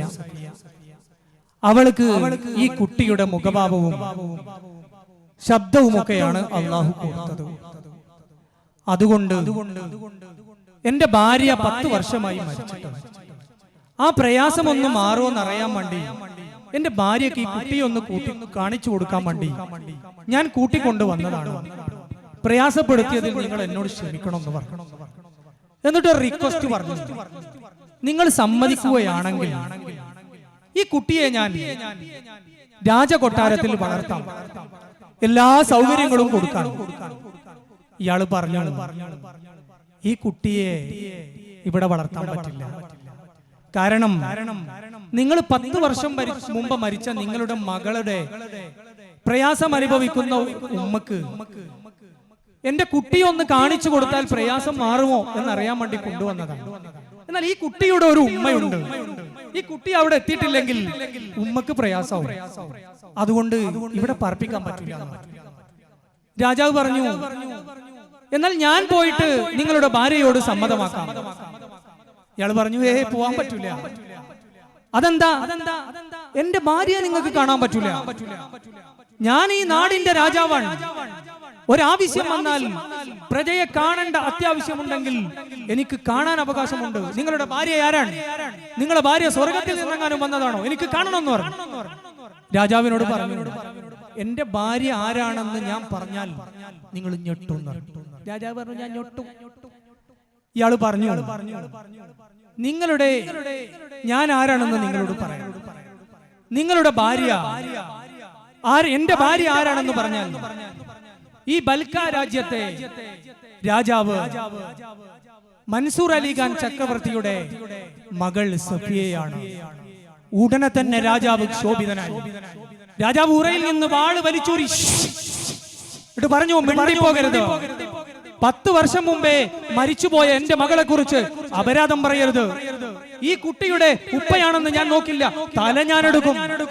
പേടിച്ചിട്ട് ഇബ്രാഹിം ഉപ്പനോട് പറഞ്ഞു, നമ്മൾ പോവാ. ഫക്കീർ പറഞ്ഞു, അവിടെ നിൽക്കുമോനെ, ഇത് പറഞ്ഞിട്ട് നമുക്ക് പോകാം. ഫക്കീർ പറഞ്ഞു, ഞാൻ ആരാണെന്ന് നിങ്ങളോട് പറയാം. ഈ കുട്ടിയുടെ പേര് ഇബ്രാഹിം, എന്റെ പേര് അദ്ഹം. ഞാൻ അദ്ഹം റളിയല്ലാഹു അൻഹു ആണ്. എന്റെ കുട്ടി ഇബ്രാഹിമിന് അദ്ഹമാണിത്. ഈ കുട്ടി നിങ്ങളുടെ മകൾ സഫിയയുടെ മകനാണ്. നിങ്ങൾക്ക് കല്യാണത്തിന് ഒരു മുത്തുമായി വന്ന ഫക്കീറിനെ ഓർമ്മയുണ്ടോ? ഈ മുഖം നിങ്ങൾ ഓർക്കുന്നുണ്ടോ? നിങ്ങളൊന്ന് ആലോചിച്ച് നോക്കൂ. എന്റെ മുഖത്തേക്കൊന്ന് നോക്കൂ. എന്നെ നിങ്ങൾക്ക് ഓർമ്മയുണ്ടോ? രാജാവ് ഇങ്ങനെ നോക്കിയിട്ട് പറഞ്ഞു, അതെ, ഈ മുഖം എനിക്ക് ഓർമ്മയുണ്ട്. നടന്ന സംഗതികളെല്ലാം രാജാവിനോട് ഫക്കീർ വിശദീകരിച്ചു. ഉടനെ തന്നെ ഈ കുട്ടിയെ അങ്ങോട്ട് കെട്ടിപ്പിടിച്ചിട്ട് സന്തോഷം കൊണ്ട് രാജാവ് ഈ കുട്ടിയുമായിട്ട് റൂമിലേക്ക്, ദർബാർ ഹാളിലേക്ക് ഒറ്റ ഓട്ടിട്ട് ഭാര്യ എങ്ങനെ ഓഫായി കിടക്കാണ്. 2 അടിയാണ്. ഭാര്യ ഇങ്ങോട്ട് എഴുന്നേറ്റിട്ട്, എന്തടിയാണോ മനുഷ്യ അടിക്കുന്നത്? പുറത്ത് സന്തോഷം കൊണ്ട് അടിച്ചതാണ്. പറഞ്ഞു, ഈ കുട്ടിയെ നോക്ക്. ഈ കുട്ടി നേരത്തെ കൊണ്ടുവന്ന കുട്ടി തന്നെയല്ലേ? അല്ല, ഈ കുട്ടിക്ക് ഇപ്പൊ ഒരു പ്രത്യേകതയുണ്ട്. എന്താ പ്രത്യേകത? ഇത് നമ്മുടെ കുട്ടിയാണ്. ഞാൻ അസുഖമില്ലാതെ കടന്നപ്പോ നിങ്ങൾ വേറെ പെണ്ണും കെട്ടിയോ? അല്ല, ഈ കുട്ടി നമ്മുടെ കുട്ടിയാണ്, നമ്മുടെ സഫിയാന്റെ കുട്ടിയാണ്. പടച്ചോനെ, എനിക്ക് മൈൻഡിന് ചെറിയ പ്രശ്നമുള്ളായിരുന്നു, നിങ്ങൾക്ക് നല്ല ഭ്രാന്തായോ? അല്ല മോളെ, ഇത് നമ്മുടെ മരിച്ചുപോയ മകൾ സഫിയാന്റെ മകനാണ്. കഥകളൊക്കെ പറഞ്ഞു കൊടുത്തു. ഉടനെ തന്നെ കിടക്കപ്പായിൽ നിന്ന് എഴുന്നേറ്റിട്ട് ഇപ്പൊ എവിടെയുണ്ട് എന്ന് അന്വേഷിച്ചിട്ട് ഈ മകളെ കാണാൻ വേണ്ടി ഉമ്മ കിടക്കപ്പാടയിൽ നിന്ന് ഒറ്റോട്ടാൻ ചോദിച്ചു, മോളെ ഈ ഭർത്തം തൊട്ടാണോ പോവല്ലോ? മരിച്ചുപോയ തന്റെ മകൾ, 10 വർഷം മുമ്പ് മരിച്ചുപോയ മകൾ ഇന്ന സ്ഥലത്ത് ജീവിച്ചിരിപ്പുണ്ടോ എന്ന് കേൾക്കാണ്. ഒറ്റ ഓടുകയാണ്. തന്റെ കുന്നിന് മുകളിലേക്ക് ഉള്ള സ്ഥലവും ലക്ഷ്യം വെച്ചുകൊണ്ട് ഓടുകയാണ്. പിന്നാലെ രാജാവുണ്ട് ഓടുന്നു. പിന്നില് ഇബ്രാഹിം ഓടുന്നുണ്ട്. തന്റെ ഉപ്പ അദ്ഹം ഓടുന്നുണ്ട്. പതിവിൽ നിന്ന് നേരം വൈകി തന്റെ മകൻ വീട്ടിലെത്താത്ത വിഷമത്തിൽ സഫിയ ഇങ്ങനെ വീടിന്റെ പുറത്തുകൂടെ ഇങ്ങനെ നടക്കുകയാണ്. മഗ്‌രിബിന്റെ സമയമായിട്ടും തന്റെ മകൻ വരുന്നത് കാണുന്നില്ലല്ലോ എന്നാൽ ബേജാറിൽ, സങ്കടത്തിൽ, പ്രയാസത്തിൽ എന്റെ ഭർത്താവിനെയും കാണുന്നില്ലല്ലോ. ഇങ്ങനെ പുറത്തേക്ക് നോക്കിക്കുമ്പോഴാണ് ഒരു പെണ്ണ് ഓട്ടങ്ങനെ ഓടിയിട്ട് വരുന്നുണ്ട്. ഇങ്ങനെ തുറച്ചു നോക്കി, പടച്ചോനെ, എന്റെ ഉമ്മനെ പോലെയുണ്ടല്ലോ. ആ പുറകിൽ ഉപ്പ പടച്ചത്തമ്പുരാനെ, അതിന്റെ പുറകിൽ കുട്ടി പുയ്യാപ്പിള ബൈക്ക് ഓടടാ ഓട്ടൻ ഓടിട്ട് കുടിലിന്റെ മുമ്പിലേക്ക് അങ്ങോട്ട് എത്തിയിട്ട് സഫിയാനെ ഉമ്മ അങ്ങോട്ട് കണ്ടിട്ട് മോളെ സഫിയ എന്ന് പറഞ്ഞിട്ട് അങ്ങോട്ട് കെട്ടിപ്പിടിച്ചു. മുത്തല്ലേ നിനക്കിന്ന് സുഖം തന്നെയോ, മുത്താരെ ക്ഷമ തന്നെ അടുക്കില്ലയോ, മുത്തല്ലേ നിനക്കിന്ന് സുഖം തന്നെയോ, മുത്താരെ ക്ഷമ തന്നെ അടുക്കില്ലയോ, മുത്തം ഞാൻ തരാം മോളെ നിനക്കിന് നേരം, മുന്തിയ മാതാവിൽ നിങ്ങൾ ആലോചിച്ച് നോക്കൂ, 10 വർഷം മുമ്പേ ഒരു മരിച്ചുപോയൊരു മകളെ ഉമ്മ കണ്ടാലുള്ള അവസ്ഥ. കെട്ടിപ്പിടിച്ചിട്ട് മോളോട് പറഞ്ഞു, മോളെ നമുക്ക് കൊട്ടാരത്തിലേക്ക് പോകാം, കൊട്ടാരത്തിലെ സൗകര്യങ്ങളൊക്കെ ഇല്ലേ, നീ 10 വർഷമായിട്ട് ഇവിടെ കഷ്ടപ്പെടുകയാണോ, ഇവിടെ എങ്ങനെ നിൽക്കുകയാണോ, നീ എന്താ ഈ വിവരം പറയാത്തത്? മോള് പറഞ്ഞു, ഏത് കൊട്ടാരത്തിലേക്ക്? ബൽക്കാ രാജ്യത്തെ കൊട്ടാരത്തിലേക്ക് ഞാൻ ഇനിയില്ല. കാരണം ഒരു നല്ല വൈദ്യരെ കൊണ്ട് ഞാൻ മരിച്ചു എന്ന് തീരുമാനമാക്കാൻ പോലും കഴിയാതെ എന്നെ പള്ളിക്കാട്ടിൽ കൊണ്ടുപോയി മറവ് ചെയ്തില്ലേ നിങ്ങൾ? എന്നെ എന്റെ പുതിയ ആപ്പിള എന്റെ ഭർത്താവ് എന്റെ കബറ് മാന്തിയില്ലായിരുന്നുവെങ്കിൽ ഞാൻ ഇന്ന് ഈ ലോകത്ത് ജീവിച്ചിരിക്കുമായിരുന്നല്ലോ എന്ന് പറഞ്ഞു ഞാൻ ഇനി കൊട്ടാരത്തിലേക്കില്ല എന്ന് പറഞ്ഞു. അപ്പൊ ഉമ്മ പറഞ്ഞു, ഈ കൊട്ടാരത്തിലേക്ക് പോരുന്നില്ലെങ്കിൽ ഞാനും പോണില്ല. ഉമ്മയുടെ കുറ്റിയടിച്ചു. ഭാര്യ അല്ലെങ്കിൽ ഇയാള് പറഞ്ഞു ഞാനും പോരുന്നില്ല. രാജാവും പറഞ്ഞു, കൂടെ ഓടിയവരൊക്കെ പറഞ്ഞു നിങ്ങൾ ആരും ഇല്ലെങ്കിൽ ഞങ്ങൾ ആരും പോരുന്നില്ല, അവിടെ കാട്ടിലിരുന്നു. അപ്പൊ അദ്ദേഹം മെല്ലെ ആത്തു കയറിയിട്ട് സഫിയനോട് പറഞ്ഞു, മോളെ നമ്മുടെ കുട്ടിനെ 1 മണിക്കൂർ നീ കാണാതിരുന്നപ്പോ നിനക്ക് വലിയ പ്രയാസായില്ലേ, വലിയ സങ്കടായില്ലേ? അതെ, എനിക്ക് ബേജാറായി. ഞാൻ ഇങ്ങനെ തപ്പി നടന്നതായിരുന്നു, നിങ്ങൾ ഇവിടെ പോയി എന്ത് പറ്റി എന്ന് ഞാൻ ആലോചിച്ചായിരുന്നു. എന്നാൽ 10 വർഷമായിട്ട് ഈ ഉപ്പയും ഉമ്മയും നീ മരിച്ച സങ്കടത്തിൽ ഇങ്ങനെ വീട്ടിൽ കഴിച്ചു കൂട്ടുകയാണ്. അവരുടെ സങ്കടം നീ ഇന്ന് ആലോചിച്ചു നോക്കൂ. നീ അവരുടെ കൂടെ പോകണമെന്ന് പറഞ്ഞു. അങ്ങനെ കൂട്ടത്തോടെ എല്ലാവരും കൂടെ കൊട്ടാരത്തിലേക്ക് യാത്ര പോവുകയാണ്. അങ്ങനെ കൊട്ടാരത്തിൽ അന്ന് നിർത്തിവെച്ച കല്യാണം അതേപോലെ നടക്കാൻ അവിടെ വലിയ ആഹ്ലാദങ്ങളൊക്കെ നടക്കുന്നുണ്ട്. നാട്ടിൽ ആളുകളൊക്കെ തരിച്ചു കൂടിയിട്ടുണ്ട്. കാരണം 10 വർഷം മുമ്പ് മരിച്ചുപോയ ആള് തിരിച്ചു വരികയാണ്. കാണാൻ വേണ്ടി എല്ലാവരും നിൽക്കുന്നുണ്ട്. കൊട്ടാരത്തിൽ എല്ലാ സൗകര്യങ്ങളും കൂടിയുള്ള വലിയ വിഭവങ്ങളൊക്കെ ഇങ്ങനെ നടക്കുന്നുണ്ട്. അദ്ദേഹം റളിയല്ലാഹു അൻഹു പുറത്ത് ഇങ്ങനെ നിന്നു. അതിനൊന്നും കൂടാതെ എല്ലാരും പിരിഞ്ഞു പോയ രാജാവിനോട് ചോദിച്ചു, രാജാവേ ഞാൻ മെല്ലെ എന്റെ കാട്ടിലേക്ക് പോകട്ടെ. രാജാവ് പറഞ്ഞു, പോകാൻ പാടില്ല, ഇന്ന് നിങ്ങൾ ഇവിടെ നിൽക്കണം, നിങ്ങൾ ഇവിടെ തന്നെ നിൽക്കണം. നിങ്ങൾക്ക് അന്ന് തയ്യാറാക്കി വെച്ച മണിയറയുണ്ട്, 10 വർഷമായിട്ട് അവിടെ കിടക്കുന്നു, പൂട്ടിക്കിടക്കുന്നു, അത് പോയി തുറക്കണം. അങ്ങനെ മണിയറ ഇങ്ങോട്ട് തുറന്നു നോക്കുമ്പോൾ സുബ്ഹാനല്ലാഹ്, വളരെ സജ്ജീകരിച്ചിട്ടുള്ള മണിയറ. അതിൽ കയറിയപ്പോ അദ്ദേഹം റളിയല്ലാഹു അൻഹുവിന് അല്ലാഹുവിനെ ഓർമ്മ വന്നു. ഞാനിതിൽ കടന്നാൽ എനിക്ക് നാളെ ഇത് സ്വർഗീയ ലോകത്ത് വലിയ വിഷയമാണെന്ന് തോന്നി. അങ്ങനെ ഭാര്യയോട് പറഞ്ഞു, മോളെ നീ ഇറങ്ങിക്കിടക്കുന്നു. അങ്ങനെ നിലത്ത് കടന്നു. ഇടയ്ക്കൊക്കെ അദ്ദേഹം റളിയല്ലാഹു അൻഹു കൊട്ടാരത്തിലേക്ക് വരാൻ തുടങ്ങി. പിന്നെ വരും, ഇടയ്ക്ക് പോകും. ആ രൂപത്തിലായി. അങ്ങനെ രാജാവിന് മരണം വന്നു. തന്റെ സഫിയാന്റെ മകൾക്ക് ഇബ്രാഹിമിന് 27 വയസ്സായപ്പോ മൻസൂർ ചക്രവർത്തി മരിച്ചു. അങ്ങനെ മൻസൂർ ചക്രവർത്തി മരിച്ചപ്പോ സ്വാഭാവികമായും അധികാരം കിട്ടേണ്ടത് സഫിയക്കാണ്. സഫിയ ഒരു പെണ്ണാണ്. സഫിയ തീരുമാനിച്ചു, ഞാൻ എന്റെ മകന് ഇബ്രാഹിമിന് അധികാരം കൈമാറുകയാണ്. അങ്ങനെ ഇബ്രാഹിം അധികാരം ഏറ്റെടുക്കുന്നതിന്റെ മുമ്പേ തന്റെ ഉമ്മയുടെ അടുത്ത് വന്നിട്ട് ചോദിച്ചു, ഉമ്മ എനിക്ക് ഉപ്പാനോട് അനുഗ്രഹം വാങ്ങണം, ഉപ്പാനെ എവിടെ കാണുമെന്ന് ചോദിച്ചു. അപ്പൊ ഉമ്മ പറഞ്ഞു, ഉപ്പ അവസാനമായി പോകുമ്പോ 2 സ്ഥലം അന്വേഷിക്കാൻ വേണ്ടി പറഞ്ഞിട്ടുണ്ട്. ഒന്ന് ആ പാവപ്പെട്ട ഫക്കീറന്മാരുടെ കൂട്ടത്തിൽ അന്വേഷിച്ചാൽ ഒരു പക്ഷേ എന്നെ കാണാം. അവിടെ കണ്ടിട്ടില്ലെങ്കിൽ എന്റെ വള്ളിക്കുടലിൽ എന്നെ അന്വേഷിച്ചാൽ അവിടെ നിങ്ങൾക്ക് കാണാം. ഈ 2 സ്ഥലത്തും കണ്ടിട്ടില്ലെങ്കിൽ പിന്നെ നിങ്ങൾ എന്നെ മഹ്ശറയിൽ അന്വേഷിച്ചാൽ മതി എന്ന് ഉപ്പ പറഞ്ഞിട്ടുണ്ടെന്ന് പറഞ്ഞു. അങ്ങനെ രാജാവ് ഏറ്റെടുക്കുന്നതിന് വേണ്ടി തന്റെ മകൻ ഉപ്പയെ അന്വേഷിച്ച് ഇങ്ങനെ പോയിട്ട് ഫക്കീറന്മാരെ പോയി കണ്ടു. ഫക്കീറന്മാര് പറഞ്ഞു, ഒരു 6 മാസം മുമ്പേ ഉപ്പയെ കണ്ടിട്ടുണ്ട്, ഇപ്പൊ ഒരു വിവരവും ഇല്ല. അങ്ങനെ വള്ളിക്കുടിലേക്ക് പോയി. കുടിലിന്റെ ഉള്ളിൽ നിന്ന് ഇങ്ങനെ നോക്കുമ്പോ ഉപ്പ ഇങ്ങനെ കിടക്കുന്നുണ്ട്. അവിടെ ആ പഴയ ബെഞ്ചിൽ, അന്ന് ഉപ്പ കടന്നിരുന്ന ആ ബെഞ്ചിൽ അങ്ങനെ കിടക്കുന്നുണ്ട്. മെല്ലെ ആ കുടിലിന്റെ ഉള്ളിങ്ങോട്ട് തുറന്നിട്ട് പോയി നോക്കുമ്പോ ഉപ്പാ ഉപ്പ ഉപ്പ ഉപ്പ വിളി കേൾക്കുന്നില്ല. ഉപ്പ അപ്പയേക്കും നാഥനിലേക്ക് മടങ്ങിയിട്ടുണ്ട്. മെല്ലെ പോയി ഇങ്ങനെ തൊട്ടപ്പോ ആ ബെഞ്ച് ചെതല് പിടിച്ചിട്ട് നിലത്തേക്ക് വീണു. എന്നാൽ ആ മയ്യത്തിന്റെ മുകളിലേക്ക് ചെതല് പിടിച്ചിട്ടില്ല, ഒന്നും പറ്റിയിട്ടില്ല. അതാണ് പറഞ്ഞത്, നല്ല മനുഷ്യരുടെ മയ്യത്ത് ചെതല് തിന്നില്ല എന്ന് പറഞ്ഞത് അവിടെയാണ്. ഒന്നും സംഭവിച്ചില്ല. അവർ ആ മയ്യത്തെടുത്ത് കൊട്ടാരത്തിലേക്ക് കൊണ്ടുവന്നു. കൊട്ടാരത്തിലേക്ക് കൊണ്ടുവന്നിട്ട് കുളിപ്പിച്ചു, നിസ്കരിച്ചു. അങ്ങനെ പോകുമ്പോഴാണ് തന്റെ ഭാര്യ സഫിയ തന്റെ മകനെ വിളിച്ചിട്ട് പറഞ്ഞു, മോനെ ഇബ്രാഹിമേ, ഉപ്പാക്ക് വേണ്ടി ഒരു കബറ് പ്രത്യേകമായി കുഴിക്കേണ്ടതില്ല. അന്ന് 10 വർഷങ്ങൾക്ക് മുമ്പേ ഉമ്മാക്ക് വേണ്ടി കുഴിച്ച കബറുണ്ട് അവിടെ. അതുമെല്ലാം മാന്തിയിട്ട് ഉപ്പയെ അവിടെ മറവ് ചെയ്താൽ മതി എന്ന് പറഞ്ഞിട്ട് ഉപ്പയെ അവിടെ മറവ് ചെയ്തു. ഈ കഥ ഞങ്ങൾ അവിടെ അവസാനിപ്പിക്കുകയാണ്. അല്ലാഹു ഇത് കേട്ടവർക്ക് നമ്മൾക്കൊക്കെ തന്നെ അർഹമായ പ്രതിഫലം നൽകുമാറാകട്ടെ എന്ന് പ്രാർത്ഥിക്കുകയും, സമയം നീണ്ടുപോയെങ്കിൽ ക്ഷമ ചോദിച്ചുകൊണ്ട് നിർത്തുകയും ചെയ്യുന്നു.